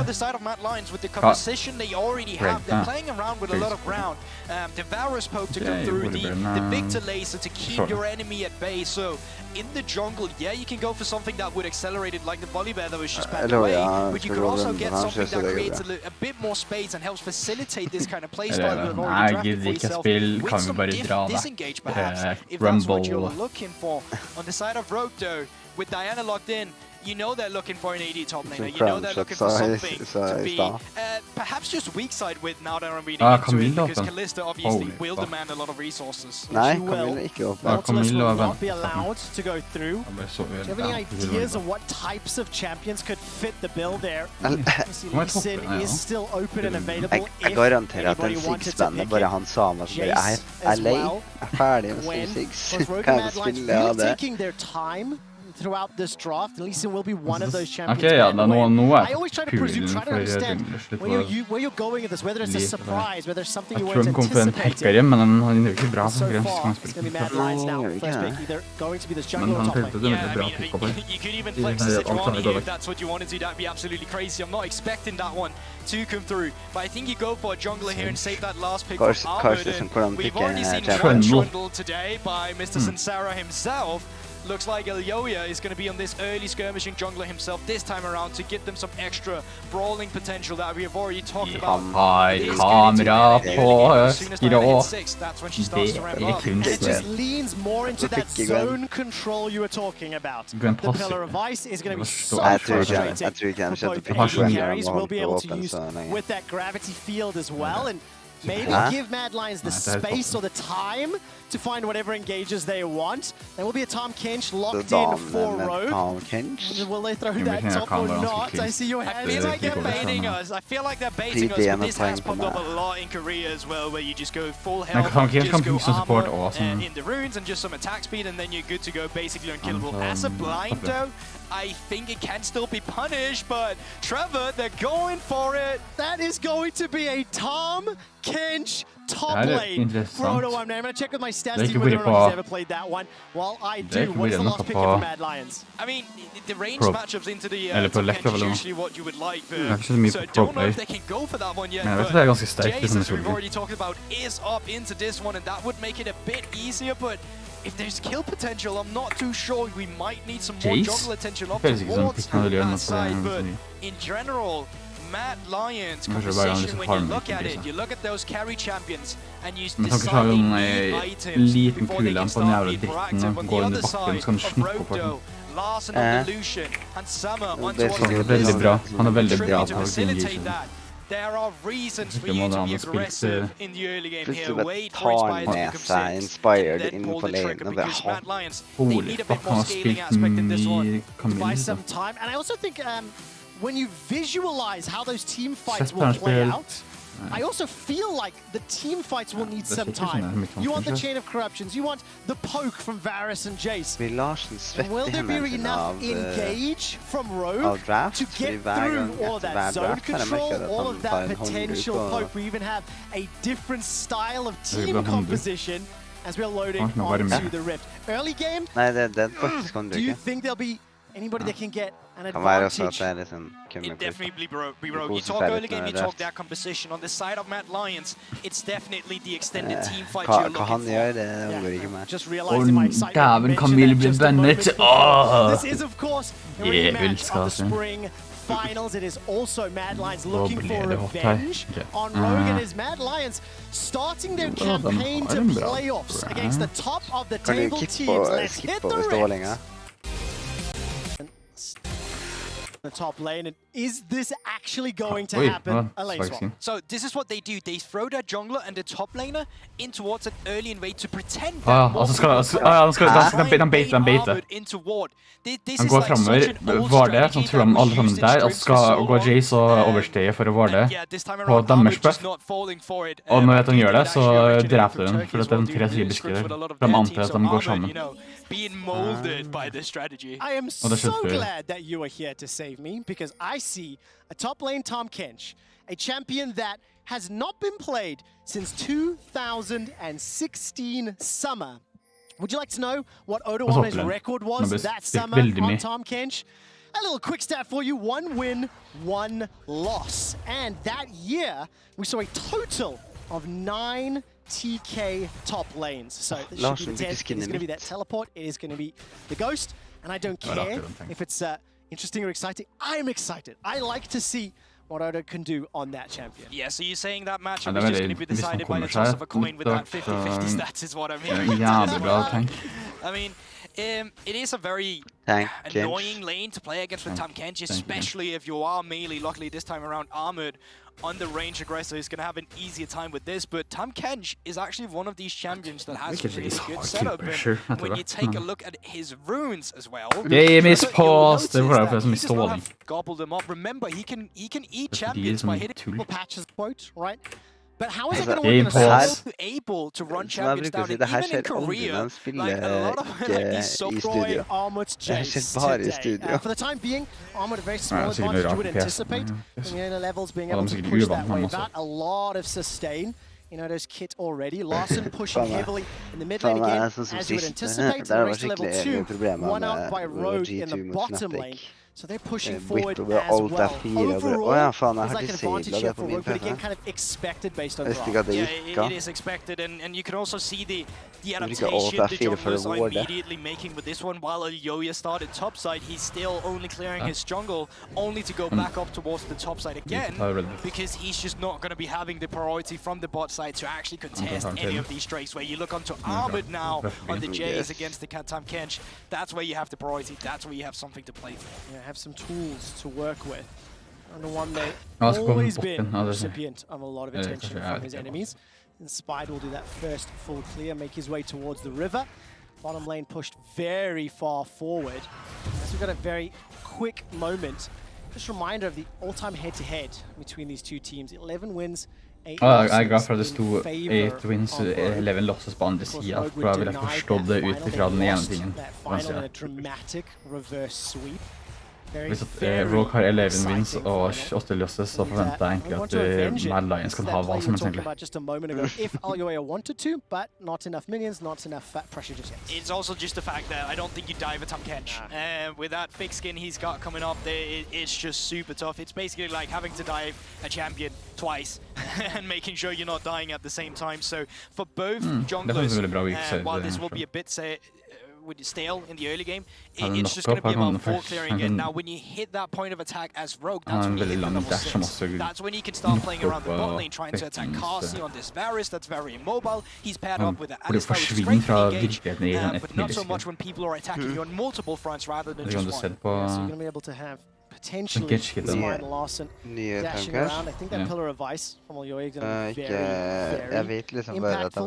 And if we are going to have just a little bit of time before we get to that level 6 from Inspired, where I think you really want to see some. Han går ned I bakken, så hopper han opp igjen. Let's talk about this matchup. Larsen on the Lucian, Humanoid opting the Victor into it. You mentioned during draft the Humanoid's laning stats and his performance are fantastic. Look at his kill participation. Ja, for det mer skill istedenfor Hele han var den. And that's the thing, and that pressure, that's great for mid laners in this meta, but it's not essentially so much for themselves, it's for your junglers instead. Because you're all really as good as a jungler as your laners are. If all your lanes are losing, there's not much to play for. So this pressure that Humanoid will be able to excel, we need to see that point onto Elioya, especially if he's on a champion like Trundle that likes to come in and create some disruption, but Inspired level 5, close to be hitting that level 6, down towards this bottom lane. This could get dangerous for Mad Lions. Looking for the flight, gets the knockup for now. Kaiser flashes early already, Hans Sama chases as well. Couple of Ren stacks available with the crazy strike! Everything hit, that was beautiful. It really was beautiful, and it also came from Inspired that dash onto minion or whatever it was, finished the Crescent Strike, and then it was in the Ren Rage. Absolutely beautiful done by Rogue here to pick up the first, but it came once again for the bot lane. Yeah, it really did. And Sama gets the kill secured. Inspired has Trimby all throwing their flashes forward. That's exactly what Rogue wants to see. As all of a sudden now, Chaos Storm comes down the mid lane, Larsen just push backwards, they're dead, even on CS, a small advantage in the top lane, but very, very well executed by Inspired, but it was the setup, the engage from Trimby that really allowed him the time. Yeah, but here's the response back. Remember we talked about how diving at Tahm Kench is like 2 people, now they're putting Kai'Sa as well to get that third man, but seems like even then, with the rotations coming through, because they actually have ping downs on Trimby now, they need to back up. So, while a point of attack came out from Mad Lions there, it was a quick read from the side of Rogue to quickly deterge in that play. And now they're just going to move back towards the bottom side again. Now we're still waiting for Inspired to hit that 6, and they can go for the return gank, because while Trimby and Hans Sama lost their flashes, they're still very mobile champions, especially when Hans Sama gets the Faith's call, because then he could just throw Trimby in there. Inspired will be there to follow up, and once again, no flashes on Kasi and Kai'Sa. I mean, when you think of the power of that engage between Diana's entire kit, then you have Rakan's entire kit, and you've then got the engage, re-engage, disengage, all options button from Fate's Call, exactly like you talked about. Mad Lions, while they do have a lot of tools to disengage, you know, in the Trundle, in the Victor, they also have so many different abilities to dodge, dip, duck, and dive. So Can they execute well enough? Can they survive long enough to get there? Du sier det at Trumby god på I think he's spotted out by a ward reklam, men jeg føler bare du kan bare si Trumby bare god. No real threat. Ja, ok. Hvordan cooldown har den? Jeg er helt usikker, men han har veldig glad cooldown. Down to 210. Hansama, if he finds the key through the minions, that could have been enough to rend, but not this time. Yeah, luckily they have the vision around bot to know that Inspired is not going to be around, but he is still very low. And when he's going to be picking up this wave, Faith's call have just been secured, so if they want to juggle the wave pressure, they're able to do so. But it looks like they don't want to risk anything. There's walls behind them, so now nobody can TP behind them. Men den har lavere range enn ultien hadde, eller? Ja, mye. Able to fly back towards Hans Det var sikkert max range. Nearly 15 CS advantage for Hans Summer's Callista. 1,000 gold lead for Rogue overall. This is looking like a very Rogue-styled early game. They are calculated, their plan executes well, and they get the goal to the right players. But you also have to realize from Mad Lions, the win condition here right now is that you stall out the game. You want to make this game as slow as possible because you need 2 items on the Victor, you need 2 items on Kasi and on Armor to really get the full potential of your composition here. So if you're able to make sure Rogue is not going to get too many objectives in the early game, they don't get the dragon stacking going from the get-go, that's a win for you. You just need to be even, you need to make sure that when you get those 2 items, that's when you start being aggressive. So the question that I always ask is, at what point is the lead too great? You know, 1,000 at 10 minutes feels very impactful, and it obviously is.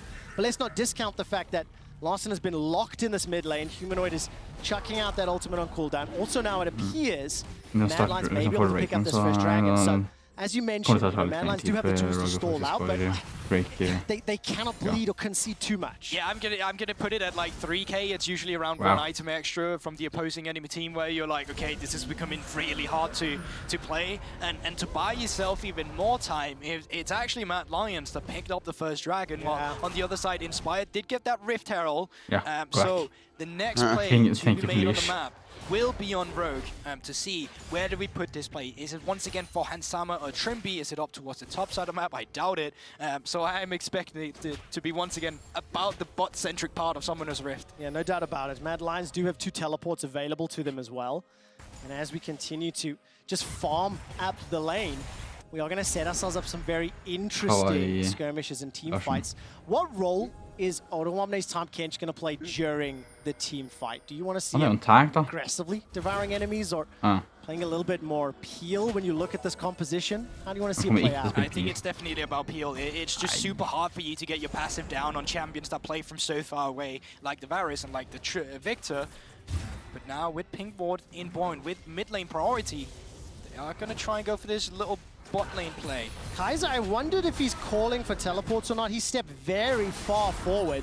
Rogue are going to start backing out. Remember, Larsen's losing some minions in that mid wave. Humanoid will be able to step forward. Alyoya's nearby. The Pillar of Ice comes up, and Filth this time around.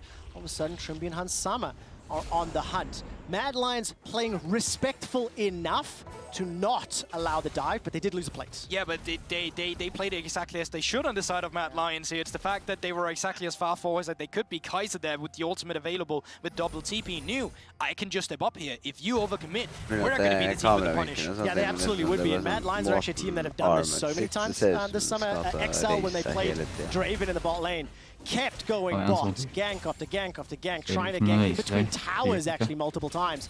Kazi and Kaiser just respected, backed away, acknowledged the loss for now, and you can see it in CS. Kazi's down in 20 for the time being.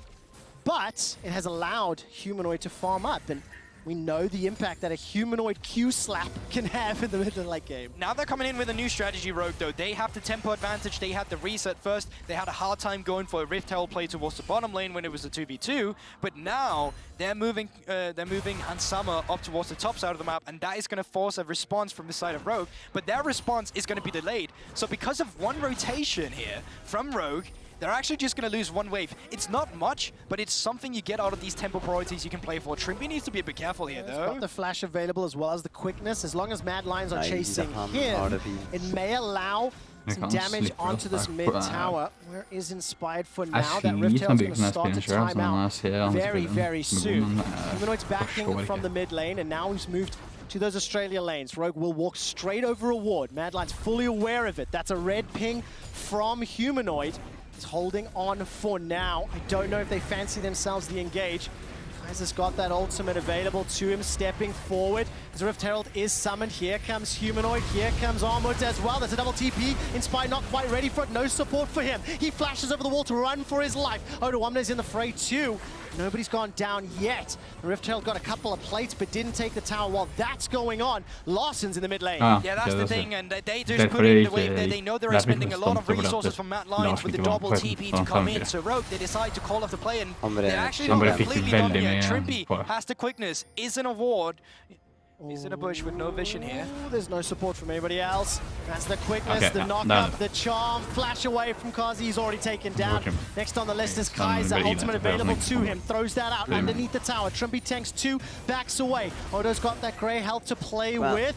Looking for the Devour. Waddle, waddle, waddle, gobble, gobble, gobble. Lick him and stick him back to the fountain.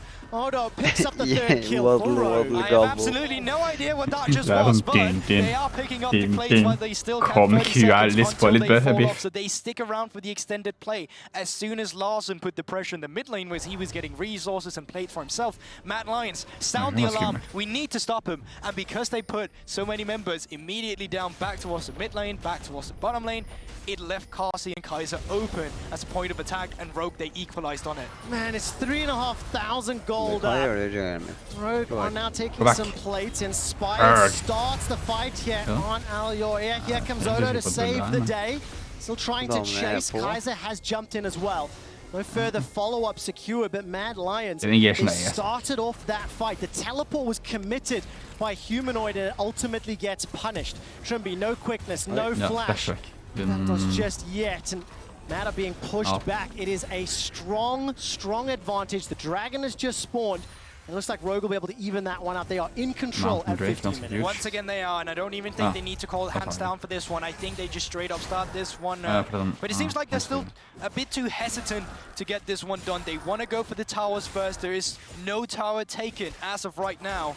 And with the priority, with the resets that's coming through from Mad, Rogue, they're going to be able to pick up the first turret for themselves. I mean, look at the item disparity on the bottom of the screen. You know, 4 mythics already. Armut jumps onto Odo underneath the tower, uses the hammer to knock him backwards.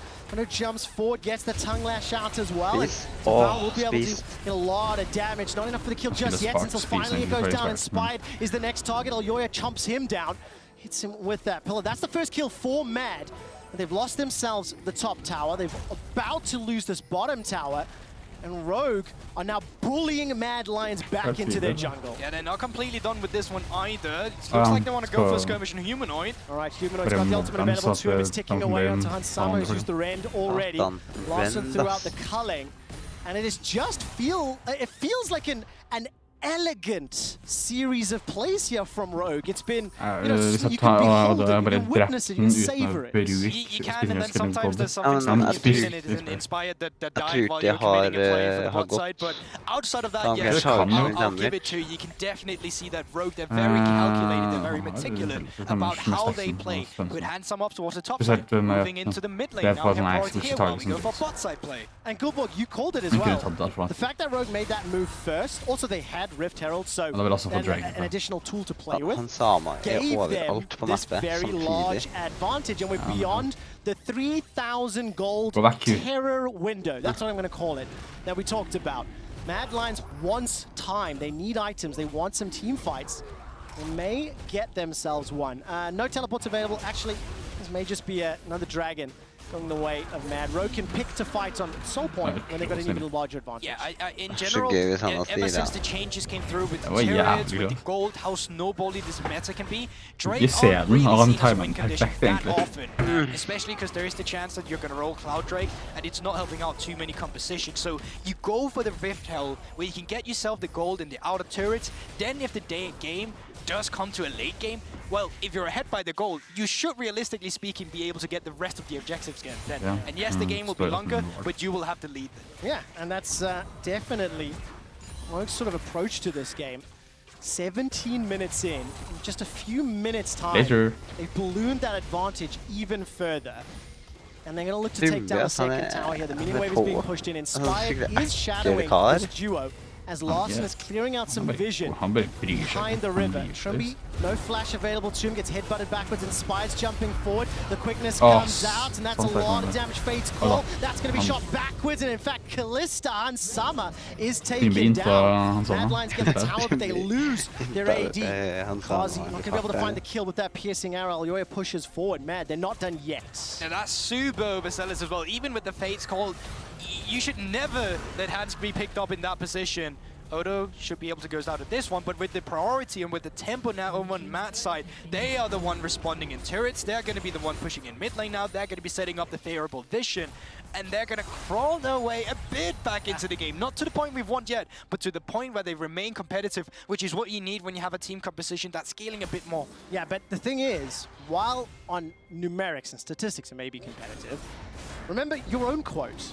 Mad Lions are a team that in a 5,000 or 10,000 goal deficit can still curate team fights that are advantages, for them. It's going to be very difficult, of course, no doubt about it, but they do have that ability on their players, and it's going to be called upon today. He's going to step forward, not get the gravity field down now, but I do think once we take a look at the scoreboard just again, Kazi's down significantly on the CS front to Hans Sama, but it is somewhat balanced out. On top advantage from yeah, and I mean, I think also just in terms of how the map stayed there with how Eddie has, and I also think the first Rift Hell didn't work out as they wanted. There is definitely from them very soon. I mean, 2 minutes, 40 seconds until the Infernal Drake spawns. Baron will be up in a minute's time, and both teams just contesting the vision. Every time I look at the minimap, there's so many wards being pushed through the river, and right now it's Mad Lions that are on the push. We talked a little bit about how they kind of had the play. The ball was in their court. Hans Sama was just taken out inside their jungle. He has completed his Hurricane though, so please do keep that in mind. His Lost and Inspired may be a target here for the Mad Lions. One of the huge things for Rogue is they need backline access, so Inspired on this flank could be absolutely pivotal. Oh, sidesteps the laser beam. Kaiser holds on to the engage for now. Here comes Odo with an Abyssal Voyage. Inspired has used the stopwatch, so that's not going to be available if further pressure plays out, but this is good for Mad. They are buying time, they are stalling, but they are still very far behind. Inspired's got that flash available to him. Moto Omne, Abyssal Voyage forward. Kazi tries to chunk out what he can, and not going to be enough. While that was going on, Larsen backed, picked himself up in Essence Reave and TP to the mid lane. Yes, but a 4K goal lead, does it feel like you're seeing that when you're watching Rogue, because they are the one who's being pushed back themselves. That is the ground we're also talking about that Mad are able to play around with. Because as Rogue, you need an instantaneous engage immediately on the side of Mad Lions. They benefit of having to wait around. They benefit when you can poke with the Varus, when you can create space with the Victor lasers, with the gravity field to stop them from coming into you. So now with the stopwatch burned as well from Inspired, if he wants to throw himself at them, that's going to be more dangerous now. Yeah, it really will. We'll see if he manages to get in his hands on that Hourglass relatively soon or replaces it. Looking at stopwatches as well, Humanoid's got his hands on one. I wonder whether or not Kazi would feel the pressure or Armut. If they survive that burst damage and buy the time, that's going to allow them longer team fights. 40 seconds to Infernal. The Rift Herald was summoned in the base. Inspired and Rogue didn't have a great opportunity, but this engage here onto Armut will force the flash immediately, and this should just be a relatively easy kill. Armut survives very long, in fact, and shows you what he can do with that Eclipse. But they're so smart about it, and Trevor, because you said, all right, 40 seconds to Infernal Drake, normal teams will reset, and they just catch Mad Lions in the reset there is to come. Well, there's a culling now tagging Aljoya, also hitting Humanoid, and second time this game, a reset sort of swap play around the Rift Herald has allowed Rogue to get an advantage. 5 kills, 4,000 gold the lead. 10 seconds before Armut spawns. He's got teleport available to him. Dragon may still be alive, and there's no quickness from Trimby. Remember, extended team fight for Mad Lions, the benefit of that, they need to poke. Rogue, they want to engage on someone immediately. They do engage, and Spike gets knocked away. The Protobelt was already used. There goes the flash as well. This is the third Dragon. for Mad Lions. Do Rogue fancy another go? No! That's 3 for Mad. That is that late game option. And this game is just very, very weirdly balanced right now. And an Infernal Drake is Rogue's biggest nightmare. When you look at the composition you have on the side of Mad, Varispo with Infernal, the Jays with Infernal, and now these items are starting to come through from the side of Mad Lions as well. They're not very far from their spikes as we're talking about. And Rogue, they've been very hesitant. We see some of their intelligence in some of the plays that we saw up towards the top side, catching Armored on a reset timer, down towards the bottom where we did get the 2v2 kill with Hans and Inspire coming in to help. But outside of that, it's been too action-packed this early game. No, it's been moments of intensity, and the thing I'm wondering now is, did Rogue pick a composition that was too difficult to execute? Counterpoint, did Mad Lions put a team composition that sort of counters Rogue? Because they may only get one more big team fight unless they can make That's the thing, and you know, I've already talked about this meta. It's a meta that rewards proactivity. Rogue with this composition, they have the tools to be proactive. But Mad Lions, we've seen what they do. They've been so respectful towards the engage. They've allowed themselves to fall behind. Not even neutralize, because they did go down in deficits. They actually went behind, so they took one step back, so they now can take 2 steps forward. Oh man, and I think there's that first dragon and now the dragon stacking really could come back to bite Rogue. Remember, they had the opportunity to pick up, I think, the second Drake of the game. Elected to play for towers instead. Now Armored will get jumped on. Once again, no flash available to him. He's going to be able to use that hammer. Spine throws out the ultimate and gets the first kill of the game. Okay, let's start talking a little bit about theory here, right? Because it's been relatively clear that when Mad are grouped up, Rogue just don't want to fight, and we've exhausted why. But how should either Rogue or Mad Lions sort of set up for this next dragon? For Mad Lions, it's all about being first on the objective, because if you are the one that can peel off it, still come to poke through when they're coming to face check you, that's the ideal moment. But even if Rogue is the team that's on the objective first, it's still ideal for Mad Lions because they can poke you while you're stuck in a pit. So I will say the situation will favor Mad Lions a little bit, but on the side of Rogue, you can see the Summoner spell. Inspired will have his flash up, and Summer will have the tools to come in with a flank, and that's what you need. A flank needs to come through from the side of Rogue when they go against Mad Lions at that Drake, because if they all come from one direction, it'll be too easy for Mad Lions to disengage and deal with. Yeah, the tools in the kit. We've already seen that. You mentioned it, the previous dragon. Rogue were on it, and they just got pushed away. Even with the numbers advantage, now admittedly, 8 or 9 seconds were left before Armored spawned. So we'll take stock of the game at 25 minutes, 6 kills to 2. Mad Lions have got 3 dragons to 0 for Rogue.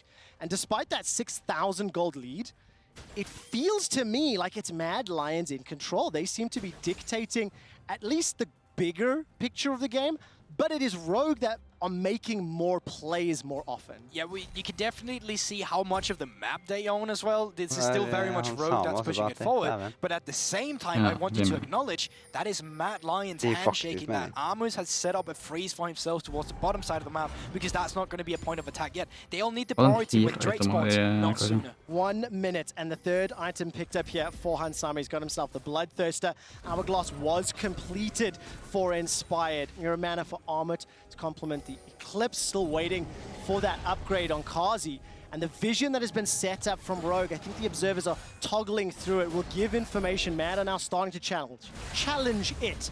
1 minute until the dragon spawns, and this could be so huge for Rogue's chances at winning the game. I want to burst your bubble though. There's a chance Mad Lions will just disengage of it because they have 3 Drakes. They have the scaling game. They don't have to take this fight if they're not feeling comfortable. Dude, and that is something you have to remember. You are such a good grounding force, because I get bought into the hype and the excitement, and I want to live in the world where they're just going to fight. But yes, you're probably right. If Mad Lions concede the dragon, if it's not optimal, they get what they need, time. That gold lead, though, is still 6,000. Trimby with Flash, with Quickness, Odoame with Abyssal Voyage. We're setting ourselves up for that fight. The handshake be damned. Knockup goes on to Odo. Trimby's looking for the flank that Gulborg talked about. Great, how thick skin cannot even be popped. That's the front line for Rogue. down.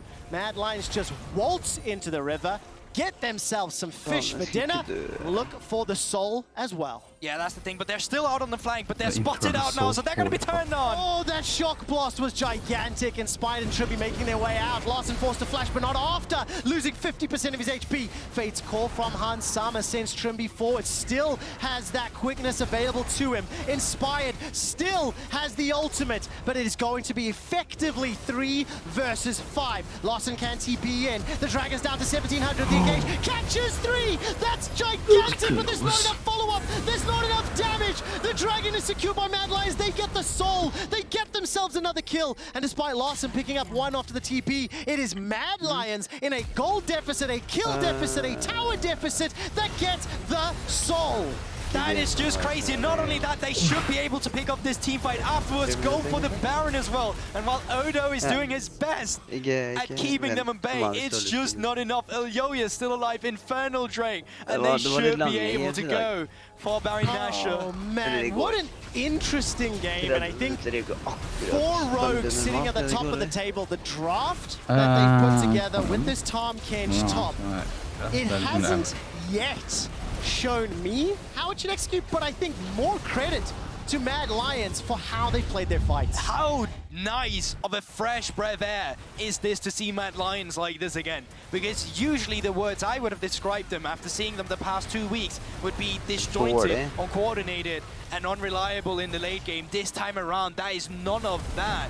They are just clinically picking them apart with their poke composition and taking care of the objective game with the Dragons. And really, really clean play around the soul, despite the threat. 3v5 simply not enough, and allowed Elyoya to pick up the Dragon. Inspired jumps in just a little late. I didn't realize quite how close that actually was in the end. For Mad Lions, let's now not discount the fact that they are still in the gold deficit, but with the soul, with the Baron, and with Armored landing poke after poke after poke, that is what has forced Rogue away. I'd like to introduce you to Invisible Gold, Trevor, the bunch of stats that are not collected from the Infernal Drake and the soul that's coming through with that extra amount of damage that we have here. So while they are pushing down to top side, Rogue, they're doing their best to keep the mid lane pushed in, but this is a Baron off team. They are going to be having the tempo on their side from Mad Lions. Yeah, Mad Lions looking towards the inhibitor turret, and so important for Mad to pick up as many wins as they can, especially against the likes of G2, Fnatic, Misfits, who they play next week, Rogue today. Higher placements in the summer regular season gives you more championship points, and that is so important for seeding. Mad Lions, may they push for the final win right now. They've got Baron empowered minions, they've taken down the front line, they've got several ultimates still to play with. Nexus Turret's going to be the focus. They may just be done with this. Another wave. Conga lines its way forward. Trimby's coming in from behind. The ultimate's available to him. Inspired is pushed back. Cannot use that. Moonfall finally does, but Humanoid Hourglass is all of it in the Chaos Storm. Forces Inspired away. Actually picks up the kill on the Fountain Steps. Mad Lions take down Rogue. Just like that, it's done. Just like that. In a game that had been in Rogue control outside of Dragons the entire time, and Mad Lions, the team with the objective control around the Drakes. I was saying, yeah, you know what, the first 2 Drakes, it's not going to matter too much because the gold lead was all the time in Rogue's favor. They should be the team who should get the setup, but it never felt like that. Game is way more valuable than gold leads. You can take the Misfits G2 game, for example, 10k gold down. I haven't seen a huge amount of Tahm Kench across the board. And instead of the Aphelios, which was taken away from them, Fnatic go for another hyper carry. Upset will be on the Jinx alongside this Thresh. Personally, big fan of the Jinx answer into the matchup. I think that the range is the range advantage that you have with the Aphelios into the late game is very powerful, and she is very good in team fights, especially when you pair her with the Thresh that can offer that peel. Niski gonna get himself the Twisted Fate, so Fnatic have a couple early game roaming options yesterday, and I mean throughout the entire split, we've seen a huge investment towards the bot side of the map. A lot of resources are funneled into Upset to allow him to be a big carry for the team. And it looks like the Fnatic are going to continue that trend, already getting an early global. But we did see yesterday, and as you say throughout the rest of the split, how that can sometimes bite Fnatic. If they put so much investment in the bottom lane, the enemy team is able to counter their first gank or find a couple of avenues elsewhere on the map, it makes it a lot more difficult for Fnatic to find a style that works for them coming into the mid game. Well, I think that that's It's a double-edged sword. It's also that style got them into the position that they're currently at, right? They only lost one game between weeks 2 and, well, yesterday.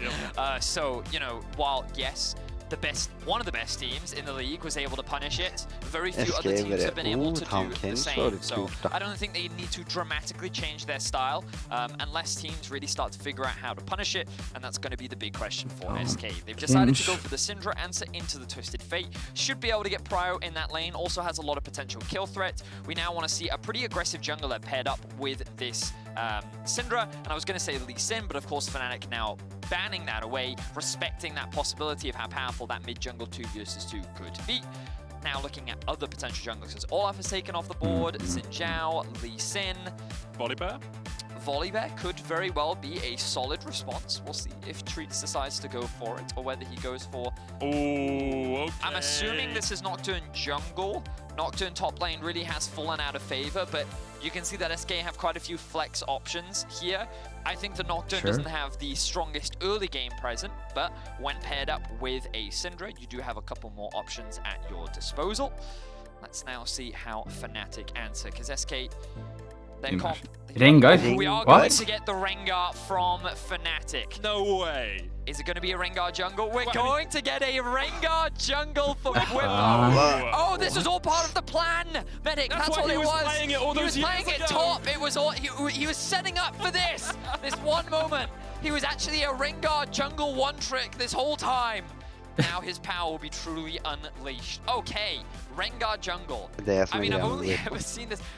Okay, this is a bit of an ask. I'm sure actually Medic's asking on stats right now. When was the last time we even saw a Rengar jungle? 2018, Maxlaw played it. Oh, Maxlaw, yes, I remember that. I remember him in the finals versus G2. He got smashed.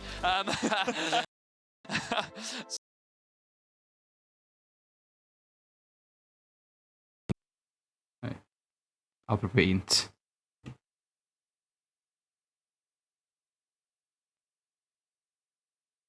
Rengar OTP. Not the best memory of that one. But yeah, okay, Rengar in the jungle. I'm excited to see.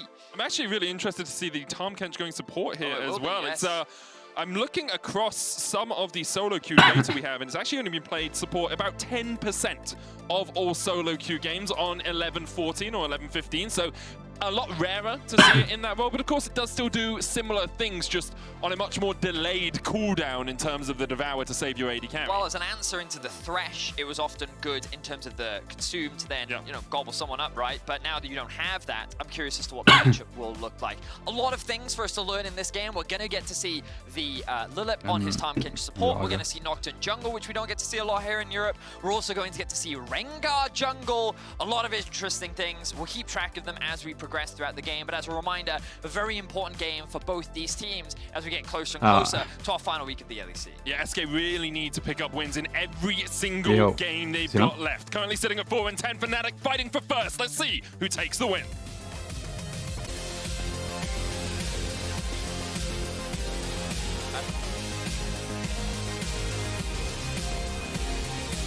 Timon.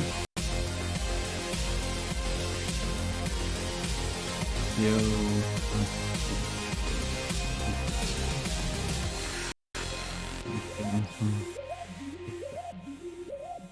It's a bush, and Fnatic are in it.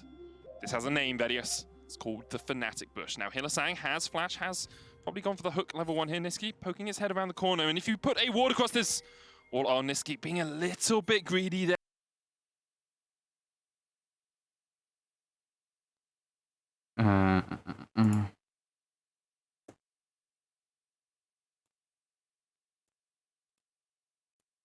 Yo.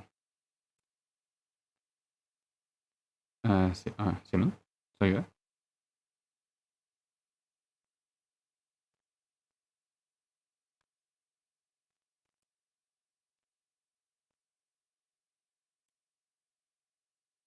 Yo.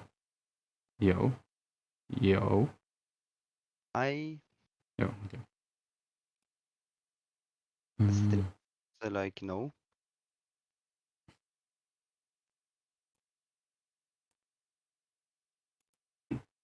Oh, we halfway there. Wow.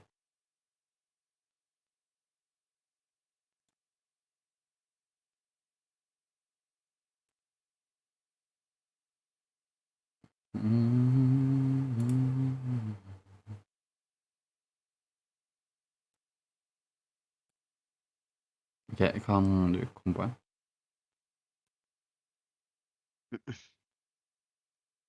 Niski being a little bit greedy there for the vision. Blue was going to go in the right direction for the...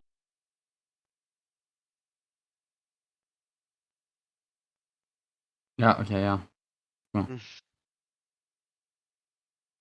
Jesus Christ. I think SK knows something is up here. There's no reason for Niski to be pushing this far forward. Bone plating procced, and Blue will retreat back towards his Razorbeaks. Fnatic unable to find anything with that level 1 play. Okay, so no one's dead. Good news for both sides. I mean, good news for one side, and then the other side as well. Because if someone had died, that would also be good news for one of the sides. Well, that's what I was saying. Because no one died. It's both sides are happy. It's good news for both sides. I guess that's true, That's yeah. what I was saying. You see what I mean? It's not a loss anywhere. And I'm curious as to what this Rengar's going to do in the early game. Looks like he's going to start bot. I would have assumed that Rengar... Oh, he's running Exhaust too, right? Yep, don't need Flash on Rengar, obviously. Is doing a solo clear. Relatively slow, I would imagine, especially when compared to a Nocturne. So, Nocturne looks like he's going to do a full clear throughout his top side, then path towards bot. Look to hover around bot side. I don't actually think that SK will actually have Prio in that lane. And with Adam having Prio up top as well, this battle for the Scuttle Crab could be a big deal. I wonder if Chris gets double scuttled here. The hook lands. So it's going to be exhausted. Jezu trying to get away with cleanse as well, but Lilith and Jezu will be able to walk away from this. Hylissang popped the Ignite. 2 summoners burnt on SK's side, but only 1 on Fnatic's. Niski getting forced back here. A level behind Blue, but 1 more minion or thereabouts should be enough to get Niski up to that level 2. There we go. Gets himself a corrupting potion stack as he uses that to heal up, and Blue is in advantage in the lane, but Niski's pretty safe now. Okay, so a couple of things to go over. First thing first, SK losing out on 2 summoner spells there, deciding to run the cleanse against this Fnatic composition. Is forced to use that out early once the hook lands. Hylissang did ignite a little bit early, but I also think it was somewhat necessary. It looks like he's going for another one, so I'm going to hold for a second, because there was a real risk there. But it was a good ward that Hylissang just dropped onto the blue buff, because now they're going to have a lot of information on what Treats is up to. As both junglers are heading in different directions from each other, there's a good chance that Whippo will not really fight Treats, as I say that fighting bot lane. Lip caught out once again, looking for the tongue lash onto Upset. That acquired taste still 2 procs away from building up. Adam's worked his way down here from the top lane. Adam move. Yep. Moving from top to mid to try and Vi get har ikke jungler, så jeg skal jungleren. Blue doesn't really have anywhere to go here. The face breaker will land the stun and first blood to Niski. How does he get away with that? Well, Hylissang, 1 more auto attack is enough. Of course, Lip doesn't have the Devour, and the hook goes wide. Upset body blocks the Q there from Jezu to keep his support healthy. So a lot of fighting all across the board. SK able to come out on top of the extended trades that are happening in the bot lane. Treats decides to go straight to bot lane to actually help the 2 versus 2 out, which means that he is a little bit behind on camps. He's actually going to choose to do his Gromp ahead of his Scuttle Crab, but likely he's going to secure bad for Blue. Oh, this Scuttle's already gone. Blue still has the flash. Niski flashes forward, has the vision for the stun. Blue can flash across the wall, but Whippo puts the ward there so that if Blue flashed, he could just leap right on in. Oh, this is rough for Blue, and now the wave is going to get frozen on him as well. Niski can just keep the wave here. Blue is in a very difficult position right now, and the mid lane matchup, one that typically has Prio, is now been put massively behind it. It starts off with an Adam roam from top lane, a level 3 roam. We've seen him do this so many times throughout the split with mixed success, I will say. But this time around, very successful for the Fnatic squad. Blue doesn't expect it, and then the repeat gank from Whippo, and that's one where he was forced to TP because the wave was in an awkward spot. We could see it, he needs to push it out, but you also need your jungler in the vicinity. And because Streets decided to do his Gromp into Blue, into the Crab, there's no jungle assistance there. Blue gets left alone. He gets collapsed on. Lantern is there, but the acquired taste is coming in. They're looking for the tongue lash stun. Lilith hooked underneath the tower is going to have to flash away. Now TP coming in from Adam. Once again, the investment in this Fnatic bottom lane. Upset has the rockets out. Stun misses there from Whippo. Flashed away by SK. SK are able to survive. Hook once again, just a fraction of an inch wide on Lilith. Wow, okay, so very violent game so far, 5 minutes in, but Fnatic have continued to come out on top, mainly thanks to their kills in the mid lane. Upset yet to actually use any summoner spells, as Jezu and Lilith both lose their flash. A lot of TPs burnt in this early game as well. You see the investment into the Fnatic bottom lane that we saw yesterday against Rogue as well. Fnatic just spending a lot of time around Upset, and it makes sense. It's been consistently one of the best AD carries in the league. Vedius, high kills and assists early on, gets himself, well, I'm going to say gets himself advantages in the lane, but his team also helps him get CS advantages in the lane and has a high gold lead at the 15-minute mark. I think that's one of the really interesting discussions, right? Because when you look at a player like Hansama, who off this split has found so many just 2v2 kills, and even yesterday in their game, like finds advantages by picking strong laners. Fnatic tend to just invest a huge amount of resources into making sure that Upset can get ahead so that he can be that carry threat. And it's just different approaches to how you then like invest your resources, right? And it's not like Hansama never gets jungle attention, right? We've both seen him get it, but it's such an interesting debate for the AD carry roles here in Europe, because Upset's name definitely comes up in conversation, and it has to, especially with the split, a very consistent split he has had.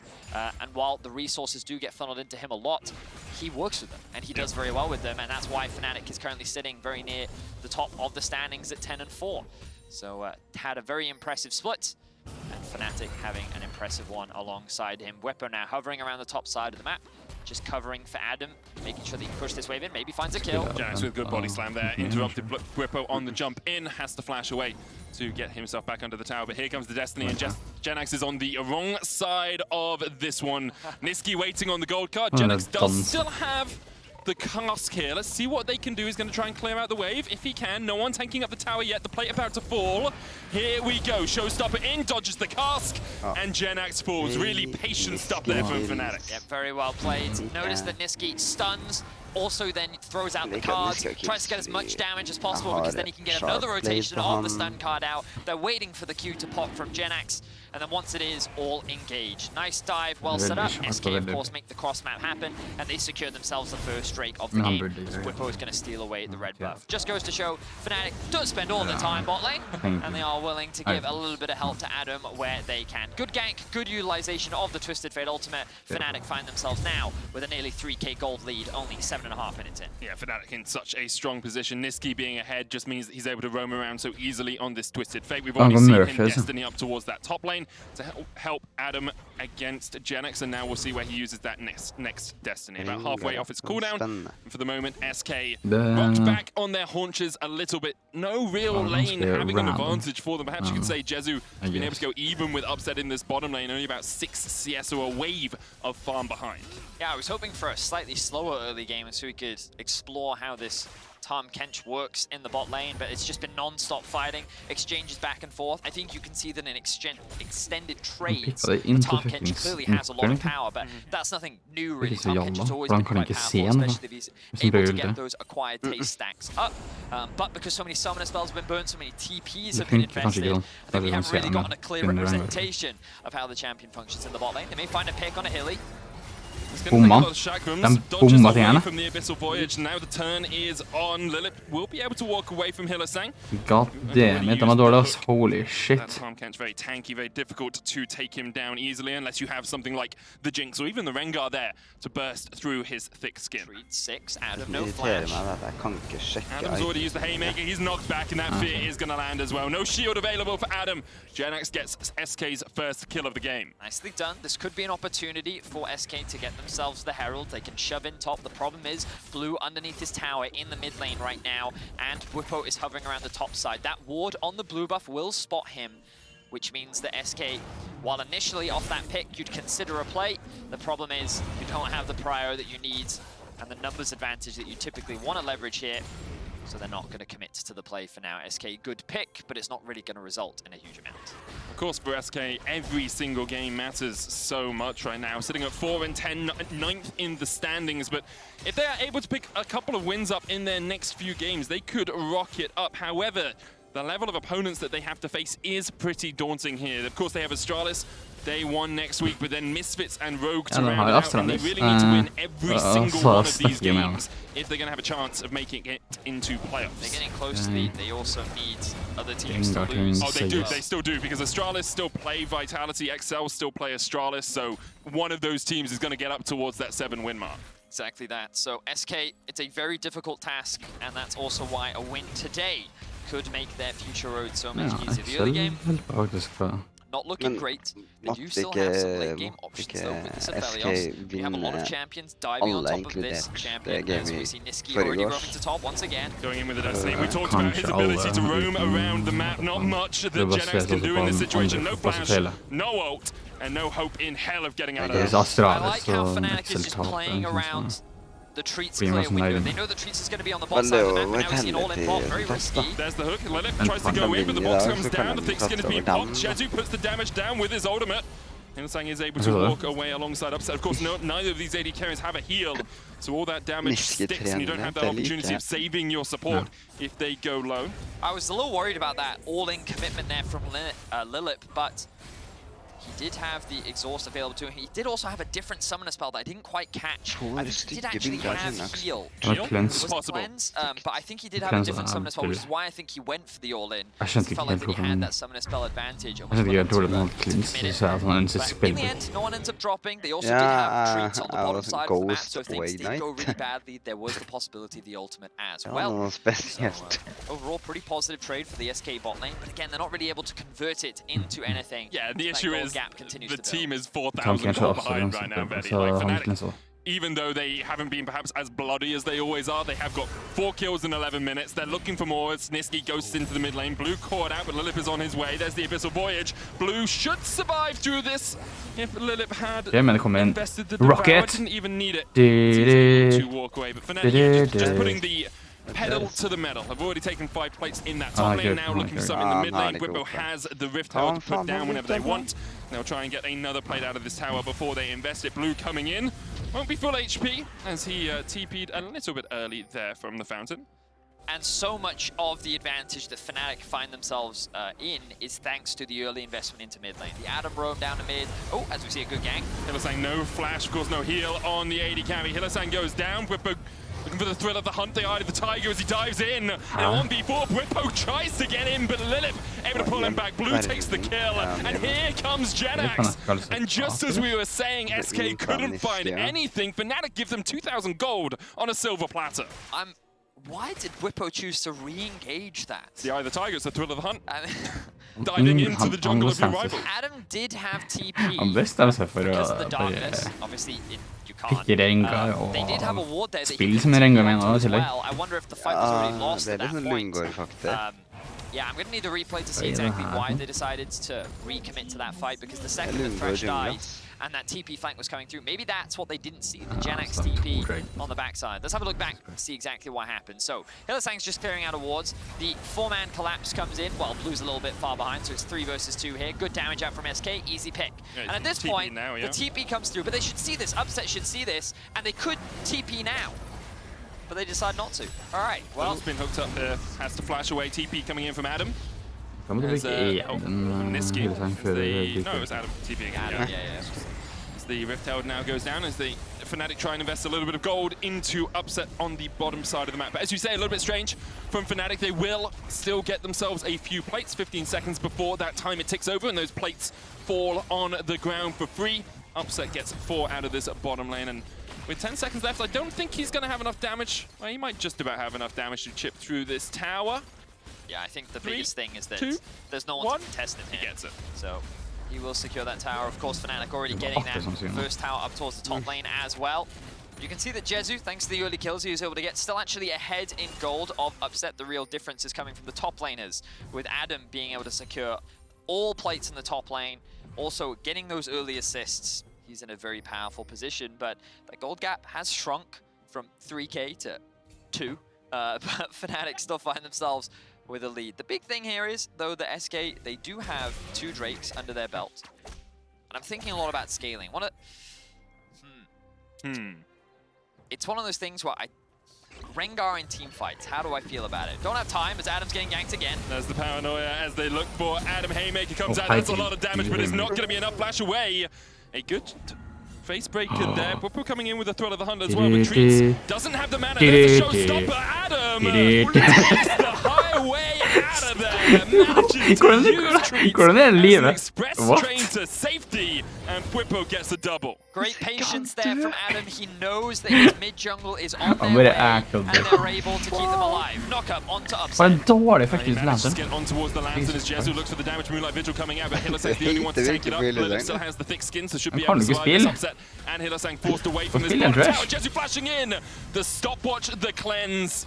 Both of them playing very mechanically well to escape. Now Blue looking for the flank position. Hylissang flashes forward, and Niski with a TP locks the gold card and locks Blue in place as Upset takes his first kill of the game. And somehow that play ends up working out for Fnatic. The TP response from Niski, the flash hook from Hylissang. Okay, men det tror det var Jankos ikke... Nei, jeg kunne ikke velge Whippo i stedet for Jankos, fordi jeg kunne ha... Hvorfor kunne ikke Valtere Rengar til å hoppe inn i EM4? So what we can see from this, we're going to first look at this first top lane play. Det overlevde her. Ikke mana. Takes a lot of damage, but thanks to the W, he's able to soak up a lot of it. That stun onto both Treats and Genesis bought him enough time for Whippo to arrive. He then uses his ultimate to create distance between him and Genesis. And then Niski here with the gold card to allow Whippo to secure the double kill. Very well played from Adam. And I wanted to say, what we're seeing from this bot lane is it's clearly got a lot of all-in 2 versus 2 power, especially when you're able to catch your opponent off guard. Really good knockup from Lilith, forces the summoner spells out. We can see another fight happening on your screen.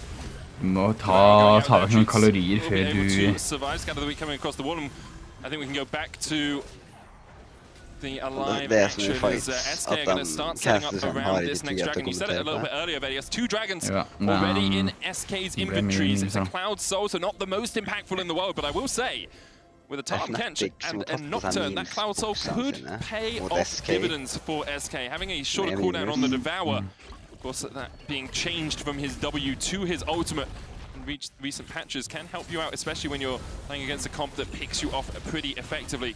Tahm Kench into a Rengar, into a Thresh. Just gives you that little bit more safety if you want to play frontline. Kind of looking across the board right now, thinking about next options. You can see that top wave has been pushed in, mid wave being contested right now. The Herald's going to be secured by Adam. This will help generate some priorities so that Fnatic can actually contest the next wave. I think it's really important for them to actually secure it. I know what you're saying.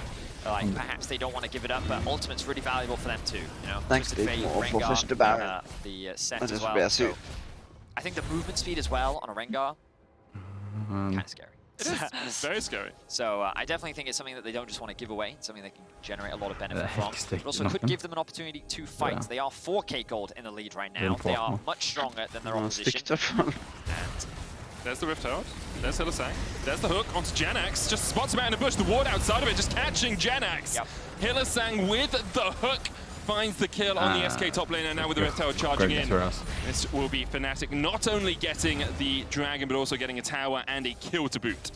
So huge props to the Fnatic mid-jungle this game. They enabled Niski very early on into the lane, allowed him to have prio in a matchup that he typically shouldn't, and this opened him up so much more to be able to roam. Yes, they did throw a couple ganks bot lane, but they actually invested way more time up towards the top side of the map, and we see that investment now being paid in kind in the bot lane. And Niski has a stopwatch if he needs it here, but dives under the tower with the Destiny.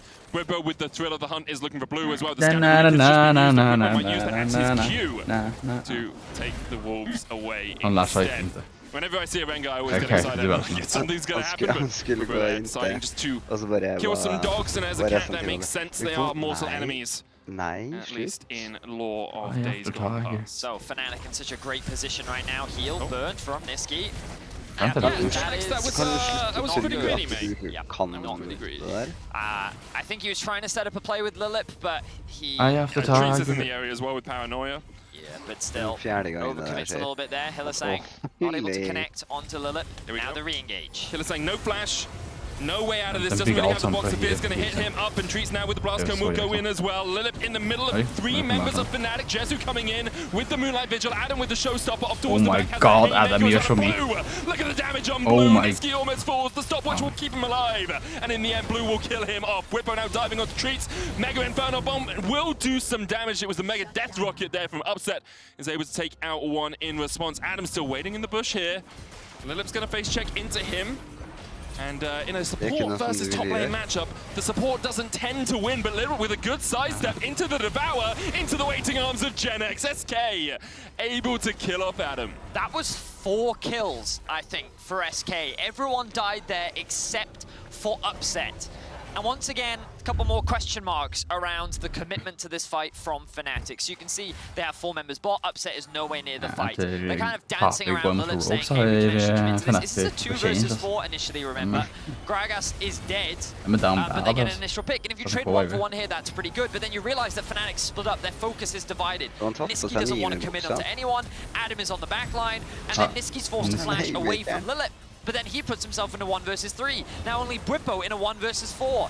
Adam then saying, okay, well, I can't really commit to this fight because it's now lost. But then he re-engages anyway because he's trying to use the lack of vision here and he's trying to find himself a pick. And I ultimately think that it was just a big overstep here from Fnatic. They thought they were much stronger than they were. You can see how tanky this Armkench can actually be. I do love the fact that that's Adam's mentality. It's his rookie season in the LEC. Yes, he's been playing for 14, 15 games now, but the fact that you lose a fight, and Adam is so ingrained in the Fnatic mentality, he's like, yeah, but guys, I can get a kill out of this. So he goes in afterwards. Bwipo going in. Lilip is able to jump away with the Abyssal Voyage. SK might look for this across the wall. Bwipo doesn't have flash, remember. Treats Lilip and Gen X are on the retreat, but Jezu is on his way. Bwipo still diving in. Mega Inferno Bomb goes just wide. Destiny coming in as well. Lilip somehow still alive, but the thick skin won't save you now. There's the gold card onto Treats. And Fnatic just forced their way into the faces of SK. Blue was never with the team. Jezu now coming in from the side, but Adam able to retreat. This is Baron on the cards for Fnatic. The classic 5-man chase into enemy jungle strat. Works every time. Flawless from Fnatic. I mean, the great thing about that play was the timing. 2 members of SK literally just reset, so Bwipo knows, hey, I can chase because my whole team is right behind me. So they're going to play for the Baron now. 3 versus 5, 4 versus 5. Yeah, this is not the best because Lilith can TP in with that unsealed spell, but Moonlight Vigil is going to do a lot. The Infernum, not quite enough damage. Jezu now stepping forward, Baron helping out. SK, Adam flashes in, the face breaker not enough to kill off Jezu. 1 member of Fnatic already down the Thrall of the Huntsby pop. There's the Scatter of the Weak as well, and it's a double kill for Blue. And Fnatic now the ones who have to retreat through their own jungle. As SK might turn their eyes towards this Baron. Jezu does not have the best guns. Really, you want Crescendum, White Gun to get through a Baron, or Severum to heal him up, but Lilith can tank it. Mega Inferno Bomb, Super Mega Death Rocket. Keep getting those confused, goes in. There's the Paranoia. Straight onto Upset. Treats able to walk over the Flame Chompers. Upset even Winter Cleanse will not be enough. Adam, though, now can fight up against Treats. Lilith walks straight into the waiting arms of Bwipo. Treats looking for the Blast Cone, but the Showstopper will stop his show as he gets caught out. SK forced off the Baron. Fnatic still on the chase. Bwipo going forward. Retreating. It's the chase 5 members into the enemy jungle, into getting forced off the own Baron, to getting 2 kills on the enemy mid lane, to TPing into the top lane. It's a classic strategy, idiots! And Fnatic know how to do it! Into die! That TP sucked! Hva det egentlig som skjer? Er det bare støsig en edderkopp, så er det litt sånn... Jeg får ikke med meg hva som skjer. I know how COG fans feel now.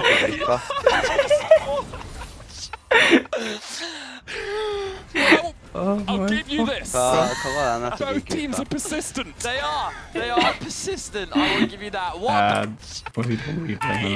His show is he. Det var det som mest längsta faktiskt fighten ever. Jesus Christ, dude. Literally just with that unsealed spell, but Fnatic already down the Thrall of the Huntsby pop. There's really you want onto Upset. Stopper will stop his show as it's Upset. Even Winter Cleanse will not be enough. Adam, though, now can fight up against Treats. Lilith walks straight into the waiting arms of Bwipo. Treats looking for the Blast Cone, but the Showstopper will stop his show as he gets caught out. SK forced off the Baron. Fnatic still on the chase. Bwipo going forward, SK retreating. It's the chase 5 members into the enemy jungle, into getting forced off the own Baron, to getting 2 kills on the enemy mid lane, to TPing into the top lane. It's a classic strategy, idiots! And Fnatic know how to do it! Into die! That TP sucked! Oh my god. What am I watching right now? What the hell? What was that? What did I know how COG fans feel now, mate. Well, I'll give you this. Both teams are persistent. They are. Han var 4-0, var han persistent. ikke? I will give you that. What a banger, Han am I var, right? han var Hook lands. 3-0. Medic, you take a Da drink begynte because han we're bare going to take dø. a breather. The dragon is now alive. Jeg hadde liksom Alright, we're lyst gonna på collect points, men det hadde ikke ourselves. Niske lyst til å gi meg. So, we just Lot of stakes on this game. we just saw a spectacle. Back and forth. No one got the Baron. Third Cloud Drake for SK. No way. Oh no, Smite will come through for treats. Så sykt, Thumbs da. up. Okay, so let's kind of take stock of the situation, shall we? SK find themselves still at a 4k gold deficit. A lot of the gold, actually can we look at the gold please observers, let's see where the divide is. So pretty even for the AD carries. Blue has actually been able to climb back ahead of Niski and is now even a level up. The biggest difference is between the junglers and top laners. The thing is though, is Jenax's main responsibility is to be disengaged and a front line. So yes, he is very far behind in Adam, and Adam can potentially 1v9 the game. But now with the Zhonya's being completed for Jenax, he's going to be in a much more powerful position. Nocturne's main goal is to just be as obnoxious as possible. Upset did lose the flash, also does have the cleanse available, and Treats, even in this position, can still 1v1 the enemy AD carry. He'd like to have that Sterix completed, and once he has, he's going to be much stronger. But I still think that there's a real world where SK can actually win this game because they have gold on their crucial carries. Blue and Jezu are not weak. So as long as they have the front line to allow them to play front to back, to allow them to dish out the damage, here we go. They can definitely still come out on top. Fnatic trying to force a fight. The Destiny comes out, and as soon as they see that Jenax is not there, Whippo jumps in. Niski knocked back with the Scatter of the Weak, but Lilith is tanky. Look at the damage coming out from that Aphelios. Jezu, not the best guns. Once again, Calibrum Severum, not really what you want. You always want that white gun when you're fighting like this. Jenax has a good flank position, but there's the hook. There's the showstopper as they look to try and kill off Blue. He survives. Knocked back with the cast. Treats dives onto the back line. First kill of the fight is Hillisang. He goes down. 1-for-1 trade as Treats falls as well. A good Scatter of the Weak from Blue from the side. Jezu stepping forward. Long range gun, the sniper trying to do his work, trying to find his mark, but Whippo once again with a flank position is just going to steal away this wreck. So many great plays from both sides off the back of that. Jenax with a massive ult following up from Treats to actually disengage and split up SK, allowed them to get a kill back, but this initial play from Fnatic looks very aggressive, but Whippo knows he can tank the opposition up. He can just buy time for his team to arrive. Then, once the fight is a little overlong, or overdue rather, they decide to disengage. But this hook from Hillisang was clutch onto Blue. This could have been the swing, but then the stopwatch comes through, the Zhonya's rather, and Lilith is still tanking up. So much time is bought as we now go back to live. We don't have time because another fight is about to ensue. Whippo started off the Baron, he's forced to disengage as the TP comes through from Jenax. What I really wanted to highlight in that last fight was you could see how durable and tanky this SK frontline actually is. Now that Treats has actually secured himself the Sterix, they can buy a lot of time as these fights are going on, and the more time they have, the easier it is for Jezu and Blue to play the game. Remember, Blue is now level 15. Like, both Syndra and Twisted Fate are not typically the strongest team fight champions. They're both very single target. They kind of rely on the people around them to do damage. When you compare them, when you have a Rengar jumping onto your face and then the Syndra just drops her whole combo onto the Rengar, that can then immediately just remove him from the fight. Twisted Fate doesn't have that same value. He offers the gold card into the immediate follow-up and late game. Sure, he can one-shot squishies, but it's going to be much harder for him to actually gain access onto the backline. So if Fnatic want to try and play these fights, I think they actually need to avoid going for the 5v5 and instead try to attack side lanes. When you think about it, they have Rengar ultimate plus Twisted Fate ultimate, and it's very easy for you to attack and look for picks to then convert into a big team fight. Just going for a straight up front to back 5v5, I think doesn't actually set them up the best way to utilize their team composition, and I think that's what SK is doing, just grouping whenever they have the opportunity to, and Fnatic is just kind of like constantly going for these fights, which is why I think we find ourselves in a position like this. We do now find, though, Adam splitting off in the bottom lane by himself, has the TP. Jenax does not have TP, only Blue does for SK. So Adam, if he is matched by Jenax, it gives Fnatic a very big window where they know the Gragas will not be there. Both these teams still fighting for their playoffs lives in different ways. Fnatic really need first spot to get good seeding when it comes to playoffs. They have already locked a spot in our top 6 though. SK about 3 to 4 wins away from being guaranteed into playoffs. They really need to win out every single game they have remaining. 9 wins is the cusp. If you get to 9, you are guaranteed in, but it's very likely we'll see a team on 8 making their way through as well. With Destiny coming out, you can see Brippo on his way. Thriller the hunt as he hunts for that AD carry. Jezu flashes away. Blue TP's in. Stun card only lands onto Gen X. Showstopper onto the backline. Devour immediately. Jezu very healthy throughout all of this, and you can see Adam trying to go in, but Gen X is still alive, and Jezu is still alive, and Jezu has the hula hoop, has the crescendum. Look at the damage onto Upset. That's a scatter of the week. If I've ever seen one onto Niski, the chase is on Graviton. Finds its man, and SK win the fight in the mid lane. SK come out on top in the 5v5. To start off that fight, Fnatic used the Rengar ultimate and the Twisted Fate ultimate to try and catch out Blue in the top lane, but he had disengaged. So what did Fnatic do instead? Say, hey, we can actually go for a 4v5 in mid. What they don't respect is the TP from Blue as he rejoins the fight and SK is able to disengage. They commit everything to trying to kill Jezu, but they cannot shut him down.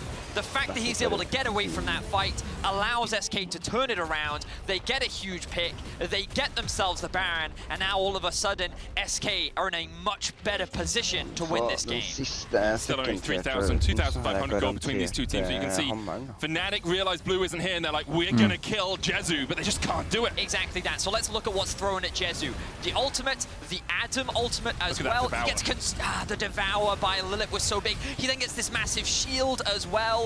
You also have the Locket of the Iron Slide protecting him, and then look at Jezu here. Blue as well is going to throw out the ultimate onto Upset, who just over positions, allowing Blue to get this flash stun. 2-man stun as well, allows for the follow-up. Just a great team fight coming out from SK and showcasing Tahm Kench support still clearly has some viability when it comes to protecting your carry in the late game.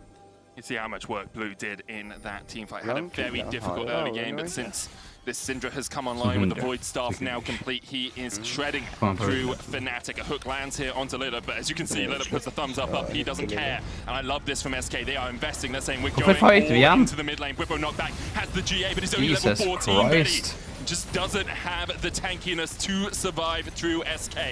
Blue, unleash power available for him. SK investing 5 members strong in this mid lane waves, not in a good position inside. Blue also level 17 medic. That is crazy considering where he was at the beginning of this game. Pretty much irrelevant, completely out of it, but Fnatic have taken so many fights that SK have just been able to come out on top of, and now that we can see how this composition works, it basically stops Rengar's comp, or the Fnatic comp, doing what it wants. It's really hard to find picks against this Tahm Kench. It is really hard, and Fnatic have not been able to find successful picks on the side lane, so now they find themselves at just dies. He walked forward for a stun card and immediately just gets deleted by the Orbs of Death. SK find the kill on the Fnatic mid laner, and now with Treats pushing in the bottom lane, Baron buffing those minions. The next minion wave about 4 or 5 seconds away here in the mid lane. SK are in a very strong position to start closing out this game. Gold will swing in their favor for the first time in 30 minutes as they take down the mid inhibitor tower. Next up on the menu are those inhibitors. First one down. Treats down towards the bottom side has escorted the wave in, but now Fnatic are able to clear it out. They've got 37 seconds on this Baron SK. And the question is, do you go greedy because Niski's up in 15. Flash hook onto Lilith. Of the hunt, but you can see Lilith just bodyguarding, just keeping that cat away from his team. Usually it's the cat that likes to eat the fish, but this catfish has other ideas, Very. He keeps Whippo away, and Whippo has to satisfy himself with a ward kill from his ultimate. Fnatic, they just lost an inhibitor. Their base is in tatters, and SK are in full control. This could be a massive win for SK. Right now, we have 4 teams locked in playoffs. If G2 win one more game, they will be the winning team to lock playoffs, and then it becomes a huge fight for that 6th spot. So many teams are competing for it right now. Astralis, XL, Vitality, and SK. Had they lost this game, the fight for that position would have been so much harder. But a win here means that their destiny could very well still be in their control. And it's so important as well for Fnatic that they're able to pick up wins. They just saw Rogue lose to Mad Lions. They had this opportunity to take over that first spot, or at least tie Rogue on win-loss. And they don't have easy games for the rest of the split. After this, Fnatic play up against Misfits, and then Mad Lions, and then Schalke to round it out. And they need to pick up these wins. They lost against every one of these teams in the first half of the season. Schalke was the team that broke their 5-game winning spree after week 1, and for Fnatic, even though they're qualified, their position is so important because of those championship points. They only got 20 from Spring. They are the lowest team from Spring to get any championship points. It means they need a high finish if they want to get in the top 4. Right now, they're in a good position to take down that mid-tier 2, but SK still have them on the ropes. 40 seconds on the Cloud Soul. Where are we in terms of items? Well, that's a 14-stack Medjais on blue. If he gets one Unleashed Power off on Upset, you have to think that Upset dies. You can see Upset also going for the Hex Drinker. No stopwatch on Upset, as you say. But the Zhonya's stopwatch on Jezu, as you say. Zhonya's available for Niski, so that shouldn't be the target of that Syndra ultimate. Jezu, 4-item Aphelios with a stopwatch. Who does Rengar kill? Like who?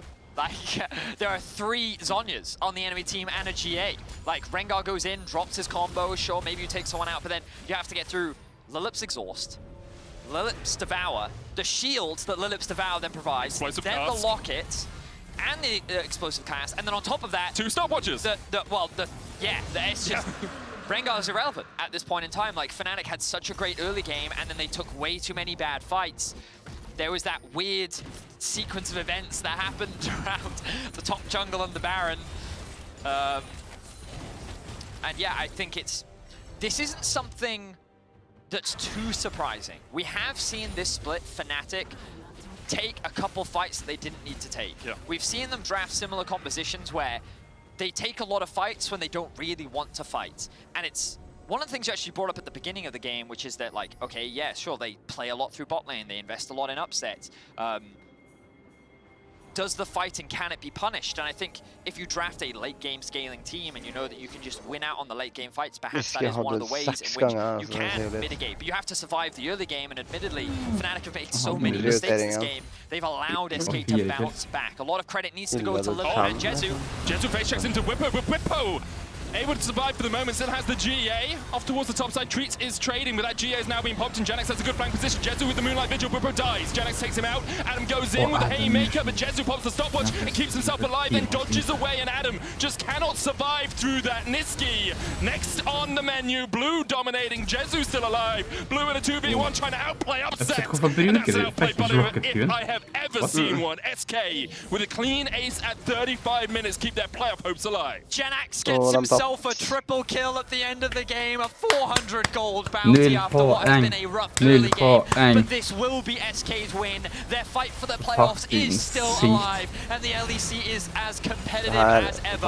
Playoffs is only getting more tense as Fnatic drop as we reach the final hurdle. Huge win for SK, keeps their hope of making it to playoffs well and truly alive, and as we saw Schalke fall out earlier today, I'm sure SK thought perhaps they would be following swiftly after. Not today, they say, to the gods of playoffs. They will keep their chances going into week 8. Hugs all around, of course. They look overjoyed.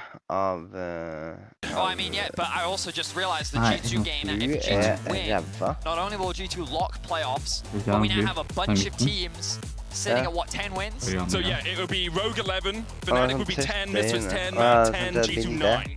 So it would be one behind. And then of course, as a reminder, championship points from Spring influence seeding in the playoffs. Yeah. So once you're in the top 6 at the end of the regular season, the points will then dictate and have influence over the seeding, with summer points and positioning having slightly more weight. Yeah, if it confuses you, we'll make sure to do some playoff checkups next week so you're all informed on everything that's going on. Or you can have a look at Twitter at Lolly Sports Stats or at Medicast or Vedius. I'm sure he'll retweet all the stuff I do. Keep Viego, as you say. Squad. He does have to imagine that the Xin will come out from G2 and they're going to get Reckless, his comfort Tristana, his most played champion of the split so far, and then a very quick response from Misfits, the Aphelios and the Braum, so it seems like they were anticipating that. Then again, they are going to get themselves a strong AD carry. And remember, the thing about Aphelios is he loves it when champions come into him. So when you have champions like Xin Zhao and Tristana both jumping into you, It makes your ability to play a little bit easier. But Rakan can often answer very well into the Braum because it's hard for the Braum to lock down the Rakan as he goes in. So you go in, get those short trades, and get back out. And the all-in of this bot lane is very aggressive as well. Yeah, and alongside that, as much as Aphelios likes people going into him, if the Rakan's there charming him, as the Zinzao and the Tristana jump in, it becomes a lot harder for that Aphelios to play at the game. Now we're into the second phase. No mid laners picked.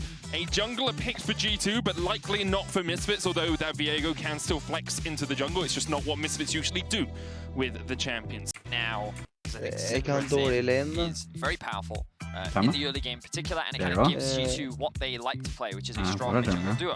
Top, we have seen the Sejuani come out from Wonder, and it's going to be banned.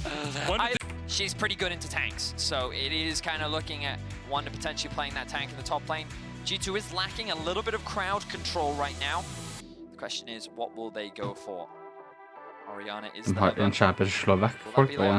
It will be, okay, so Caps choosing to deviate a little bit away from the Syndra, wanting to offer a little bit more in terms of the late game team fighting power. I don't think there's anything wrong with that.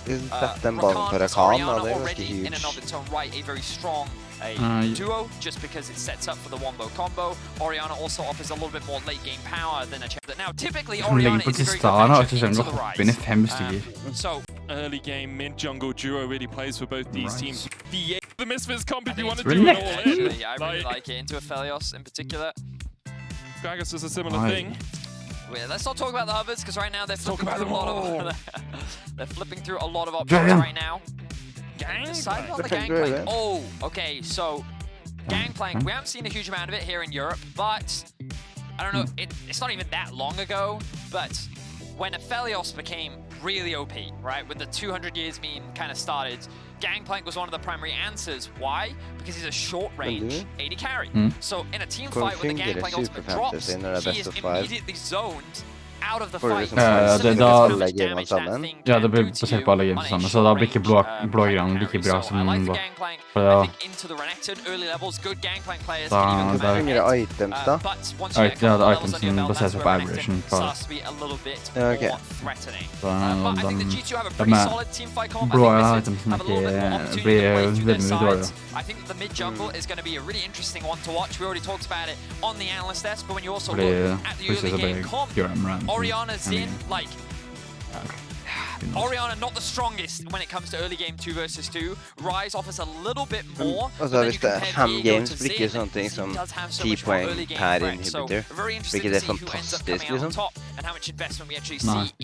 Det går på average, ja. Det går på average, ja. Ja, for ellers har det vært G2, if they win, they will lock playoffs. Misfits, if they win, they will end week 7 tied for first place alongside Rogue, and they need to finish as high as possible because they didn't qualify for playoffs last split. It's going to be a good one. We're jumping onto the Rift. G2 versus Misfits. Ja, du skjønner hva jeg mener. For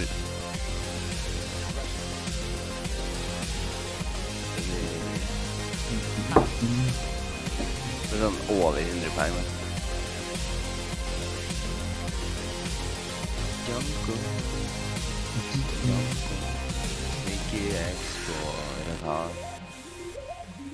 And before we jump on into the action yesterday, we said a very happy birthday to Jankos today. We have another birthday boy on the Rift on the stage for us. Hear it! Happy birthday, 23 years old today. Hoping for a gift of a win here. Propel Misfits up to tied first. Here it definitely had a solid split. A lot of recent success throughout the split. Ja, 23 år. Han ble jo 23 år. Det er ikke så veldig lenge siden. A big happy birthday to Hirit. The question is, will he be gifted har bursdag. Hirit also typed in chat happy birthday to me.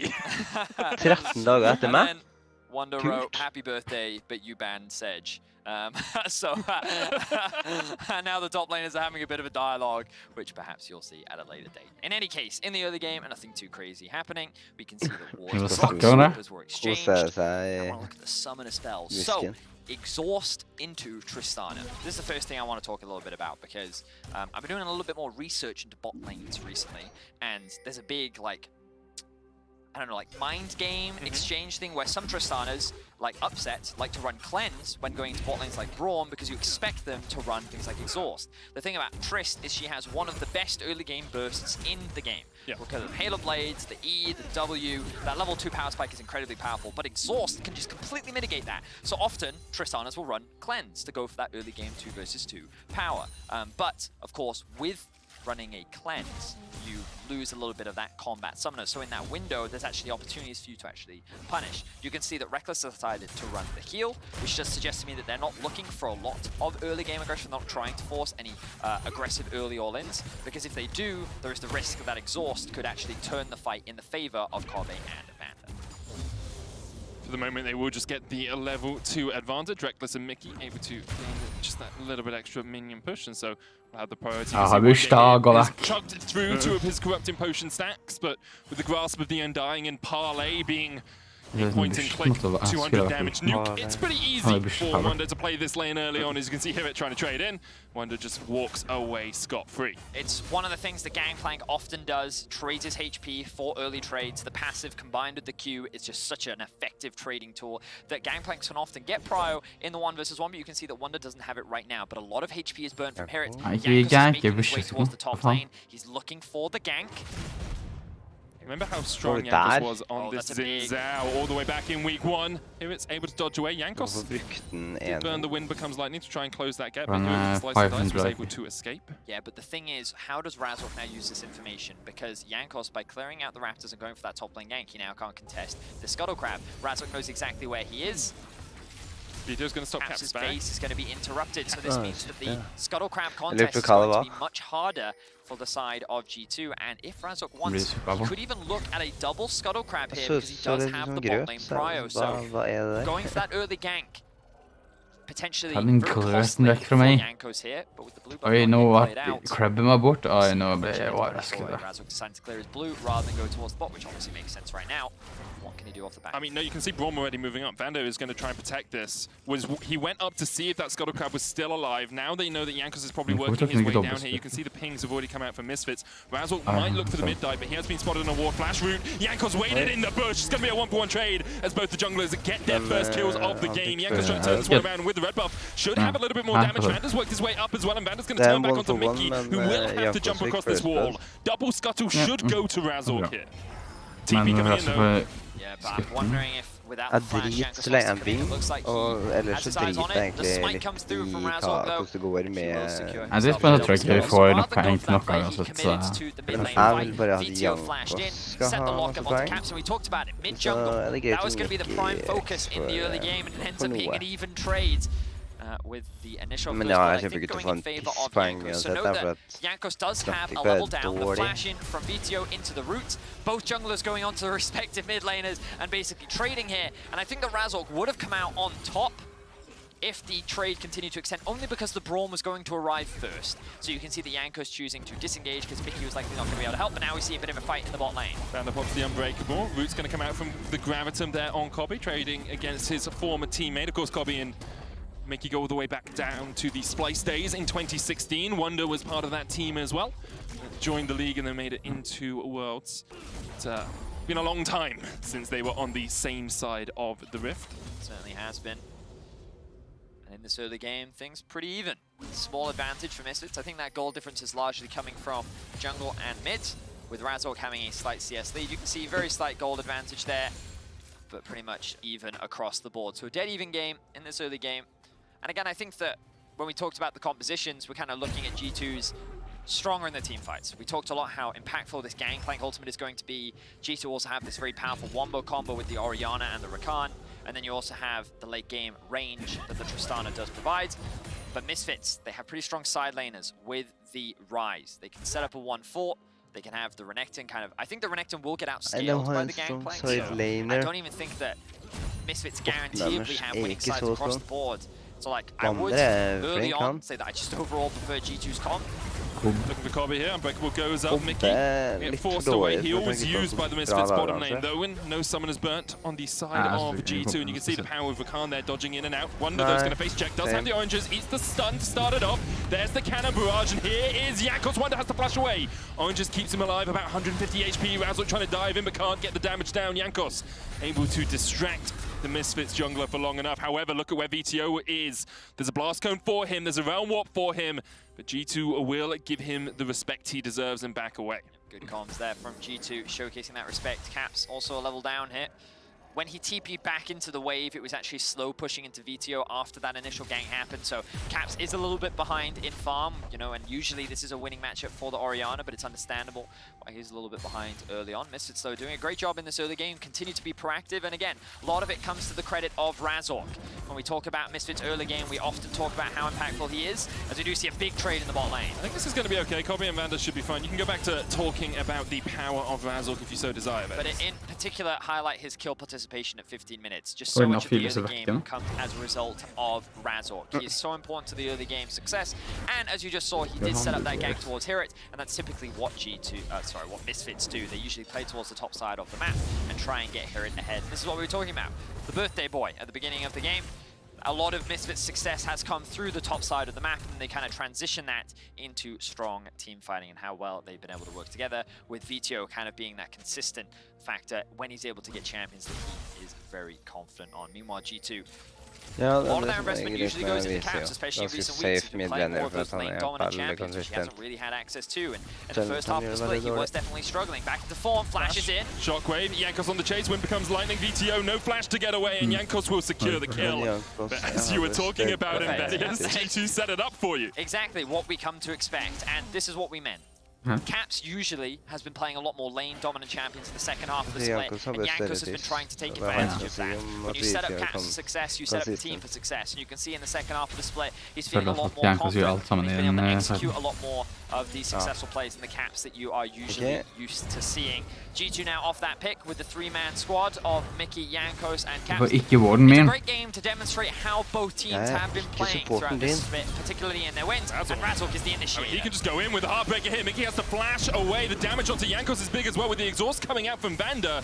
This Rift Herald will be secured by Misfits. G2 have to back away. The biggest difference there was Hirit moved down to assist the team, whereas Wonder continued to push in the top lane. So while Hirit will lose a bit of farm, Misfits will walk away with the Herald, and they get the flash out from Mickey. Good use of the exhaust from Vander as well. I think that Jankos would have been a little bit more willing to commit to the fight if that hadn't come through.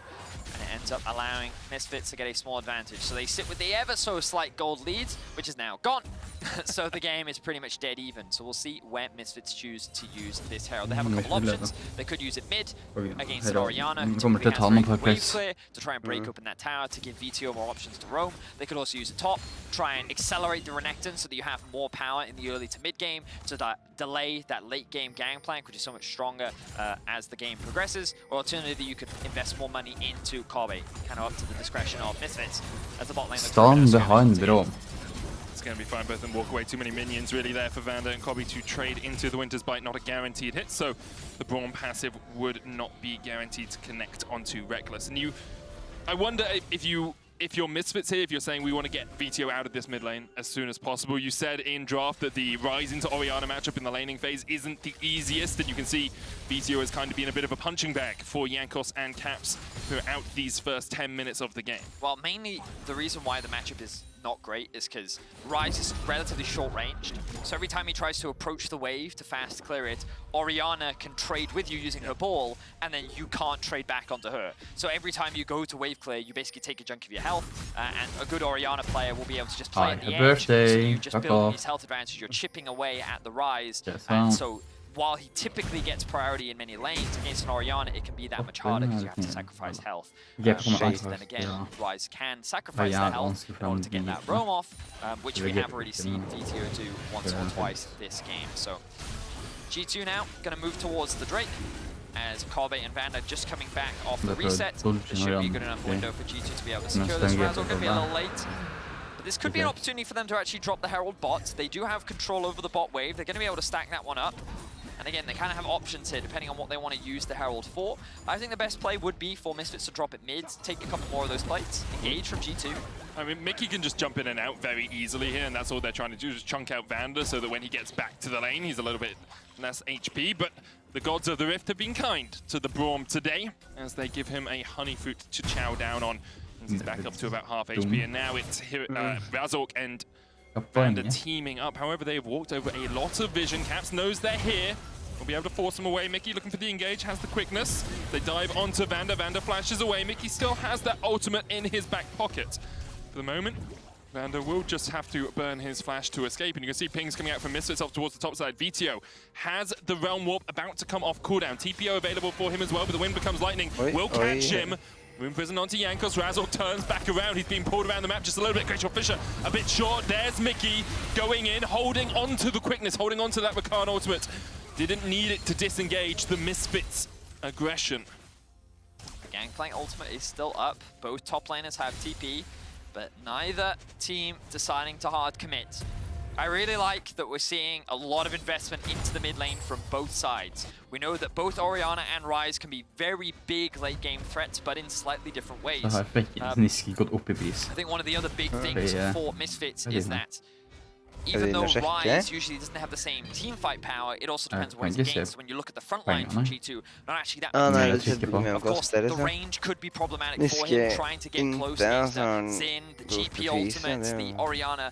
Again, we've already highlighted G2 should have the stronger 5v5, but getting Razork ahead, VTO rather, ahead so that he can play off to the side lane is going to be important. Now, we talked about the options for the Rift Herald. None of them were played for. Ja, I mean, technically it's played for bot, beam. placed for bot. Yeah, but it's going to get cleared. You can already see G2 moving towards the bot side of that. Blue buff going to be handed off to Caps. Wonder using his TP bot that has the ultimate. Wonder using TP top that has the ultimate for bot. I think this gets a charge in. I'll be honest. Caps is on his way. Orianna's on his way. Razork going in there looking for the damage, but there's the quickness coming out from Mickey. He's going to dive away from that vigil use as well. And Kobe now in the firing line. That's a shockwave flash away from by Razork. Rift Herald will get a charge in. Importantly, Razork does get that gold. Reckless jumping forward. Razork jumping away. Herald got a charge in. Gold pretty much even as it was a kill over to G2. We did talk about, though, how the Gangplank ultimate can use in that exchange. I think Misfits committed a little too hard to guarantee that the Rift Herald did connect. But as you rightly said, VTO gets plates in mid, they were able to get a couple plates in bot, and it only really cost them Vander and a couple of summoner spells. So in terms of overall gold, Misfits still feeling pretty comfortable. So let's have a look back at this fight. You can see a huge commitment on to Mickey. He's using his mobility to try and buy a little bit of time. He goes to the disengage. The shockwave plus ultimate comes through, forces the flash out from Razork. The exhaust comes down onto Jankos, but it doesn't stop them from getting that initial kill. Good ultimate there from Razork to be able to avoid any initial damage or any further damage. And that means that Misfits end up getting away with a couple plates in their back pocket. Yeah, with 3 plates overall for Misfits, 1 in the mid lane, 2 in the bottom lane, so 480 gold gained for them. Is that right? Yeah. Just a trade of experience and gold overall. Mickey now chunked out. Does still have the flash Rakan, one of the safest supports if you have a teammate near you. Of course, you can just dodge away to it. Tower goes down in the bottom lane, but plates have already gone down, so not as much gold over to Misfits as it could have been. But because of that, they have got a 1,000 gold advantage here, Vedius. Vedius is getting stronger by the moment. Misfits here fighting pretty well against G2, as expected from the start of their season, although I think a lot of people would agree that Misfits have been faltering a little bit when it comes to the second half of summer. Yeah, I think that they've kind of... I think many teams believed Misfits to do what they have often done, which is kind of fall off towards the second half. It's one of those situations where they had a very good start, but consistency has always been a big problem for them. And I think Razork was actually one of the players that was criticized a lot for his consistency, where he would have huge performance games, and then he would falter in a couple others. And when a team is so reliant on his early game, that obviously influences the team's success. But this player, I think he's been a lot more consistent. He's definitely made a couple of mistakes, but not to the degree that has cost him. He's ska spela mot Schalke, så he's been a reliable jungler. I think one of the best performing junglers, actually, of the entire split. But that jungle role is quite contested here in Europe. We surprisingly have quite a few good ones along with our bot laners. Drake now is spawning in about 5 seconds. You can see that G2 currently have an initial setup. There are a couple of flank Stun, Glacial Fisher will knock him up. He has the flash as a cannon barrage to distract Misfits, but Mickey has lost his ability to engage with that flash down. Does still have the quickness. TP used by VTO to the mid lane. It looks like G2 will just disengage from this dragon. Misfits will start it up. It's an Ocean Drake. Means we'll either have a Cloud or an Infernal. So G2 still sitting in a strong position if Misfits try and take a shortcut towards that mid lane. Razork and Vandal will go that way, but I think G2 are just going to go back to the fountain and reset. Mickey spotted. Can still just dodge back to Reckless. So because Mickey was caught out in that initial play and the GP ultimate was used so early, and the fact that Herrick had already roamed to bot meant that G2 was not in a position to contest the Drake, and so they end up conceding it. Reckless now making his way up towards the top side of the map. He is not with his support, obviously, because he just based. Wonder very close to securing that tower. And Vanda just being a pain right now, as this is a really good opportunity for Misfits to just start off the Herald, because they know both Wonder and Reckless want to reset. But will they actually do so? They are still hovering around. Reckless has just spent a lot of time walking. Walked up to top. Only got short legs as well on that Tristana. Takes him a lot longer to get anywhere. Here comes the contest. No GP ult. Good meme. 3v4 in favor of G2. Now a 5v4, as they will just be able to take the Herald away. Earlier we saw Misfits contesting and taking G2's Herald. Now G2 will return the favor. I think they need to drop this mid right now. They should have spotted Razork in his side of the jungle, and they should be aware that he's looking to reset, and they're going to do exactly that. Like this play from G2, use this small window where Misfits is trying to reset to be able to secure yourself another tower, and... Eller går han bare vet at den kommer til å... Gi meg 2 minutter, jeg skal hente mat. Men, ja. De liker hva? Jeg liker hvordan de bare vet at den kommer til å drepe. Det er ikke sånne ting som jeg vet. Jo, nei, ja. Det tror jeg de burde vite på den levelen de spiller på. Nei, men ok.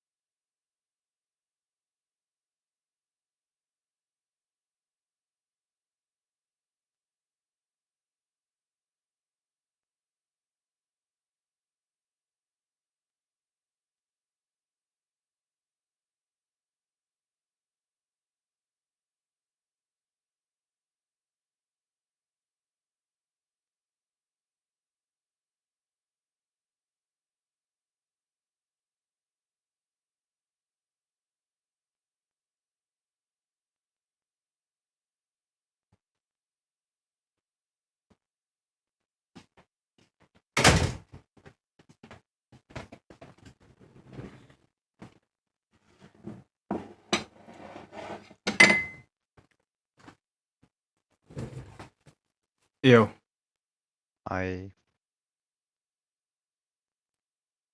Surprisingly, the gold goes back to dead even. But I think it's worth coming back to the compositions. We talked about how I just think the G2's comp really does outscale in this situation. What Misfits really needed to do was get their solo laners ahead. The Renekton is now behind the Gangplank. The Rise, while kind of having decent starts, didn't really get that many advances. He's looking for a play on a Wonder. This is the first Q, but the chase is on. There's the Spectral Morm, and Wonder doesn't really have anywhere to go. He tries to get away, but Razork will take him down today. Second kill of the game for Misfits and for the Viega. A little unfortunate for Vito that he doesn't get that kill, but getting the kill onto Wonder is still a net advantage overall for Misfits. They should be able to secure that top tower as well, and I don't think G2 is going to be able to do anything off the back of it. So overall, good pick for Misfits. And they need to keep these picks going, keep attacking the side lanes as G2 found a pick of their own. Vanda has Colby to jump to, and he still has the Guardian, so he's pretty safe just to walk his way out of there. Mickey just trying to chunk him out whenever he has the opportunity, but nothing really on the map for them to get out of that. No Dragon, no neutral objectives. All they can really do is look to play for vision down towards this bottom side and perhaps to catch out Hirit, but Hirit still has the flash. And although Caps is sitting on a Ludens, Hirit will be able to get underneath this tower. Now the question is, do G2 go for the dive? Yanko's stunned up because the guard comes out, there's Cannon Barrage as well, and the answer is yes, they do go for the dive. As in a 4v1 with an extra ultimate on top of it, G2 knew that they could win out. That is 4 members committed though, and Hirit was able to push out the bot wave, so G2 don't have a wave to be able to contest that bot's tier 1. Meanwhile, Kolbe is completely uncontested in mid, and he secures himself a free 300 gold. This also gives control over the top side of the map for Misfits, and they're looking to get another pick onto Wonder. He's playing relatively safe though. His wave clear is pretty good at this point in the game with the Sundara and the Tiamat.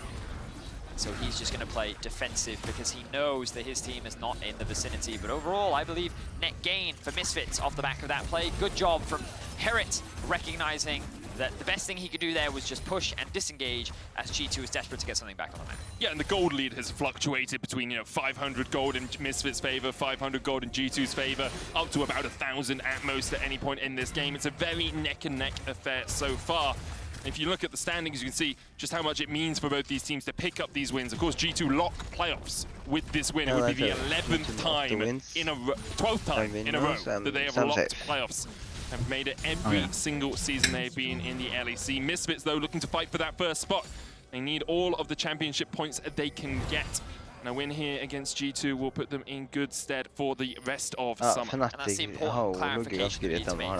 When we say lock playoffs, we're still a long way from locking seeding. Championship points from spring will influence your seeding in playoffs. That's only once you've qualified. And for Misfits, while they have locked a spot in the playoffs, their seeding is still yet to be determined, especially when they had no championship points from spring. We will, of course, keep you guys updated as we move into week 8, but those championship points are very important. I have actually just been talking to Condor Kevin, our producer, as well, and he said we're going to do a championship points segment for PGL. So if you're confused about it, stick around for PGL. I will run over towards the wall on the other side of the studio. They didn't need to know that bit of information, but that's where I'll be, and I'll give you a rundown of how championship points work and how they're going to affect our teams going into week 8. Dr. Medic and his playoff checkup. Oh yeah. Always keeping you guys up to date. As a reminder, you can follow the LoL Esports stats on Twitter, along with Medic, to keep up to date as we get closer and closer to playoffs. Now, back to the game. The Drake is spawning in 4 seconds. G2 have control over it. Misfits is looking to contest. Everyone is here. Time for a fight. Everyone's at 2 items as well. Very important. Both the AD carries and the mid laners have their 2 items complete. You said it was a fight, Betty. Looks like Misfits willing to give this one up because it's only the second dragon of the game. Mickey may be caught out, dodges away with the grand entrance, uses it as a bit of an exit, but Misfits get mid-prio and don't really get much more out of that as G2 take the dragon. Yeah, and again, I think that G2 can continue to just chill. They know that they scale really well. They know that as long as they control the Drakes, they're going to keep getting to force fights. Wonder is now getting further and further ahead of this Renekton, and he's going to keep scaling. You can see that they've moved Vito off into the side lane. No magic resistance on Wonder, so Vito should be able to hold his own in the 1v1, especially as you rightly said, with 2 items being completed across the board. Men en ting er at du reagerte på at jeg benchet Jimmy Razork by himself right now. Jimmy fikk 8 poeng, så jeg er ganske glad for at jeg jump in there with the Spectral Maw already down. Perhaps Reckless a little bit worried that he could get burst down. Has gone for the Kraken Slayer Tristana. You can see a little bit more self-preservation on the Aphelios with the Immortal Shield Bow, knowing that perhaps he could get burst out pretty quickly by a combination of Cannon Barrage and a Shockwave. Randa will stop Jankos' back here, but really both these teams not a huge amount to play for at this 23-minute mark. Just getting the extra items, getting those extra CS, and trying to gain vision control. Well, so these windows where there are no objectives to play for are where Misfits are actually at their strongest, because they can play for picks, they can use things like the Realm Warp to try and attack the side lanes, and you can see that on the side lanes, both Wonder and Caps are not overextending. They actually stay closer to their tower, wait for the waves to come to them, and then they'll clear out the farm, because they realize the longer this game goes on, the stronger we're going to be. We don't want to overcommit, overstep, and allow Misfits to find a pick. And that is what Misfits is trying to force right now. You can see them constantly testing the waters, looking for opportunities, trying to control the river, control this vision, and see if they can catch G2 off guard. But for the moment, G2 holds strong. That's why some of these slightly deeper G2 wards are so important for the team, because they can see Misfits setting up a flank. They saw Hirit trying to get into the mid lane from the bottom side on a ward that has now expired. They saw the fact that VTO was waiting in the bush on the ward in that top side river, and because of that, they could then group up, make sure no one overextends into the Rise, who, although 0-2-2, will be able to burst someone down, or at least get them down below half HP in a single rotation. So G2 playing well around their own vision and making Misfits sweat for any sort of opportunity. All right, Medic, do you know what time it is? No, 9:30 p.m. No, okay. That was like a rhetorical question. Well then, why didn't you say something afterwards? Do you know what the time is, Medic? Hammer time. No, it's golden time, because stopwatches are starting to come through. You can see the stopwatch now completed for VTO. It would have been... I don't mean to give you... Are you ready for feedback? No, I'm not. Okay, I'm not going to give you any feedback about that. Just like next time, let's have more than 2 stopwatches. I was trying to funny, you know what I mean? Because it was, because it's like, what's the time? Because it's a slow game, I was trying to be funny. I was trying to be funny. Keep the fans engaged, like, oh, Medi, that's so funny. And you ruined it because you're not funny. I mean, I don't understand comedy, so. True. Right now, though, G2 pushing in this top lane with Wonder. You can see Reckless and Mickey trying to act just as extra numbers, extra men off towards that side. Spectral Maw coming out, just a little bit short. It's the first time, as you say, we have seen Wonder push past that halfway mark in the split. Hey, Betty. Yeah? You know what time it is? No, I don't know what time it is. 9:30 p.m. CEST. Oh, okay. This is your version of comedy. You're really proud of that, weren't you? You're really proud of that. All right, well, the next Drake spawns in about a minute's time. This will likely be the next objective that both teams are looking to contest for. We might get a fight, but I'm not going to promise anything. We're at 6 kills and 25 minutes into the game. And this isn't actually really how G2 have played. Like, just to bring it back to a playstyle thing, G2 historically in the LEC and even in the second half of the season have been a high combined kills a minute team. Well, yeah, I think that's true. I just, G2 have had many different versions. Lots of iterations, but they've always been a team that likes to fight. They've always been good at fighting. I mean, yeah. Take the fight to you. They don't need to with this comp. But, well, no, they will fight. Yeah, eventually. Eventually, you know what I mean? So they can still have those high team fight stats. They're getting the Prio in mid right now. They don't have the bot wave push, so Misfits have control over the river, but all these control ones are going to be cleared out. Sneaky beaky. Sneaky beaky. Stun's going to land onto Jankos there.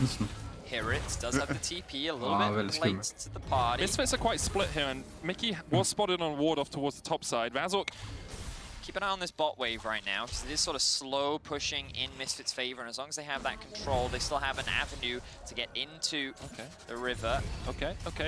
Mickey's still waiting. The mid wave has now come back. Both teams are just ignoring it for now. Wonder, where is he going to put that ultimate down? He's going to ult over the wall here. That's big. And the thing is, as you said, you don't have to fight this if you're Misfits. Obviously, you want to fight because G2 is scaling well, but it's only third dragon in the game. I think Misfits do have to fight. You think they've got to take it? Goes, you don't want to allow G2 to be on sole point. I think this is an important Drake, and they're going to contest it. Look at Vanda on the flank. Razork looking to get in. Jankos dives onto Hirit. Dominus pop. Mickey on the back line. But Mickey is burst before he can do too much. Kobe trying to do the damage as he can. Infernal Drake goes down 1-for-1 trade so far. Actually 1-for-0. As Misfits are able to disengage. Cap still has the Shockwave as burnt his flash, and Misfits' health bars are ticking low. However, G2 will just settle for their second Inferno. So I do hope we get a replay of that, because I don't know why Caps didn't use his ult. I thought that was just going to be an immediately one team fight. The second Mickey got his knockup. So let's watch Caps here. So he throws the ball out, QW, the engage comes through from Jankos. You can see Mickey with the ult, follow up, swaps Caps here. doesn't press R. Just doesn't press R. I'm not entirely sure why. I thought that was a perfect opportunity there. I could understand if he was being zoned away, but the follow-up doesn't come through. He then just flashes out of the fight. I mean, of course, it still works out for G2. They still get themselves the Inferno Drake, but surprising. I didn't see any obvious reason as to why Caps didn't drop the ultimate there. Perhaps I did miss something, but yeah, very surprising to see not see that ultimate come through. Yeah, but perhaps one of those things where he holds it because he knows that Razork can go invulnerable and Kobby's flashing away, but... I don't know. It looked to me... It looked like a very good opportunity for a shockwave. Like a good opportunity, and again, maybe I'm missing something, but yeah, very surprising from Caps. In any case, G2 still come out on top. Right now, they're setting up around the Baron.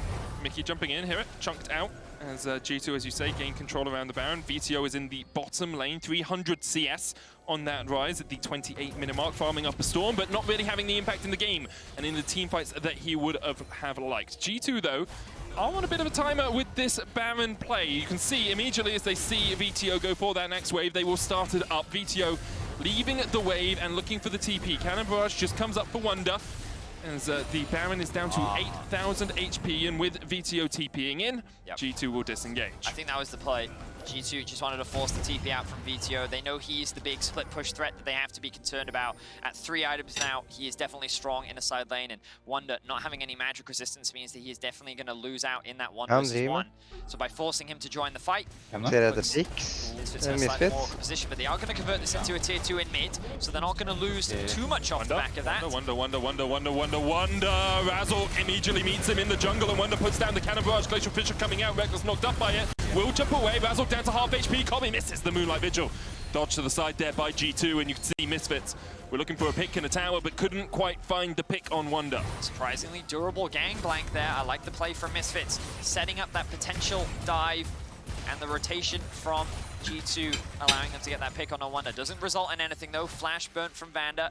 But they do get that mid-tier 2, so the gold still dead even between the two teams, but we're getting closer and closer to that soul point, and Misfits will be forced to fight. We're yet to see a big team fight outside of that one in mid, which Misfits were actually able to, well, the last streak that Misfits was actually able to come out on top of. But I think that these fights are only going to get harder for Misfits. They want to keep VTO in a side lane, they want to keep him generating pressure and try and split this G2 roster up where they can try and find themselves a pick. But I feel like, I've already said it, the longer this game goes, the harder it's going to be for Misfits to play the 5v5. And of course, it becomes harder for VTO as well to be on a side lane because he expended his TP to get to that Baron play. Now G2 have double TPs available, Wonder and Caps. Wonder always has the Cannon Barrage as well, which has that global pressure you get from a Gangplank, and you see it now. It's Hirit in the bottom lane, catching that wave. A minute and a half on the Infernal Soul. Possibility for G2, still only 1,000 gold between the two teams, but I think we have very much seen the compositional difference come to fruition here for G2. However, you cannot look past an Aphelios when it comes to team fights. You cannot look past the power of Ryze and Aphelios when it comes to doing big bursts of AoE damage. And if they can set up effectively around this, perhaps they can catch out G2. I like what Misfits is doing here. They often play through bots. It's where they've gotten a lot of their control. And again, it gives them access into the river so they can still contest this Drake. But G2, they're responding kind by pressuring the tier 2 in mid. VTO doesn't quite have the wave clear to stop this 4-man siege. Gangplank is going to catch the bot wave. Now Misfits looking for the opportunity. Here it's already here. Razork has the Spectral Maw. Here, as you say, Jankos trying to get away, but there's the root. Reckless rooted on the backline. Hirit jumping in. The Crescent Guard's going to do a lot of work here for Jankos, and now Hirit is the one who has the flash for safety. Cannon Barrage comes out. Locket used. Mickey dives in with the charm, and Hirit's down. And he saved the shockwave before that moment. Caps hits it. Kobby will not quite han visste at Orianna var med her, så han trykker på R. Han fucking flashen med Caps. From the Orianna, one auto attack and a satchel ticking. And Kobby says a final goodbye. Reckless takes the shutdown. G2 take the fight. And for the 12th time in a row, G2 will lock their spot in playoffs. A clean ace for G2 as they round out their game against Misfits. We talked about it, it was a matter of time. Ska jag se mina 13 beina? Yeah, it's kind of what we expected. Like, Misfits tried to use that window where the Gangplank wasn't there to force, but you could see how quickly G2 disengaged, and then when the re-engage came through, what could the Aphelios do? The Gangplank ultimate dropped on top of him. the Renekton couldn't find a successful engage. I mean, that was something we didn't talk about Misfits. They didn't actually have the strongest engage tools anyway. Eventet mitt var ubrukelig for det tok pace to victory, og damene tappte Nisket at FZ tappte var bare 3-2. I think it did so much. Not only would it outscale the Renekton later on, but the ultimate had so much value into both the Rise and the Aphelios, and it made it so difficult for Misfits to be able to play out the game. So well played from G2, definitely ending with a big 2-0 week and looking much better as they move into the final week of the regular season. Yeah, their second half of the split has been much improved, and they kept saying trust the process, trust what Nelson is bringing to the team. It's slowly seeming to pay off. Of course, Misfits, on the other hand, already qualified for playoffs. Will be a difficult road for them to get one of those top 4 spots because of how many points everyone else made in spring, but they do still have the opportunity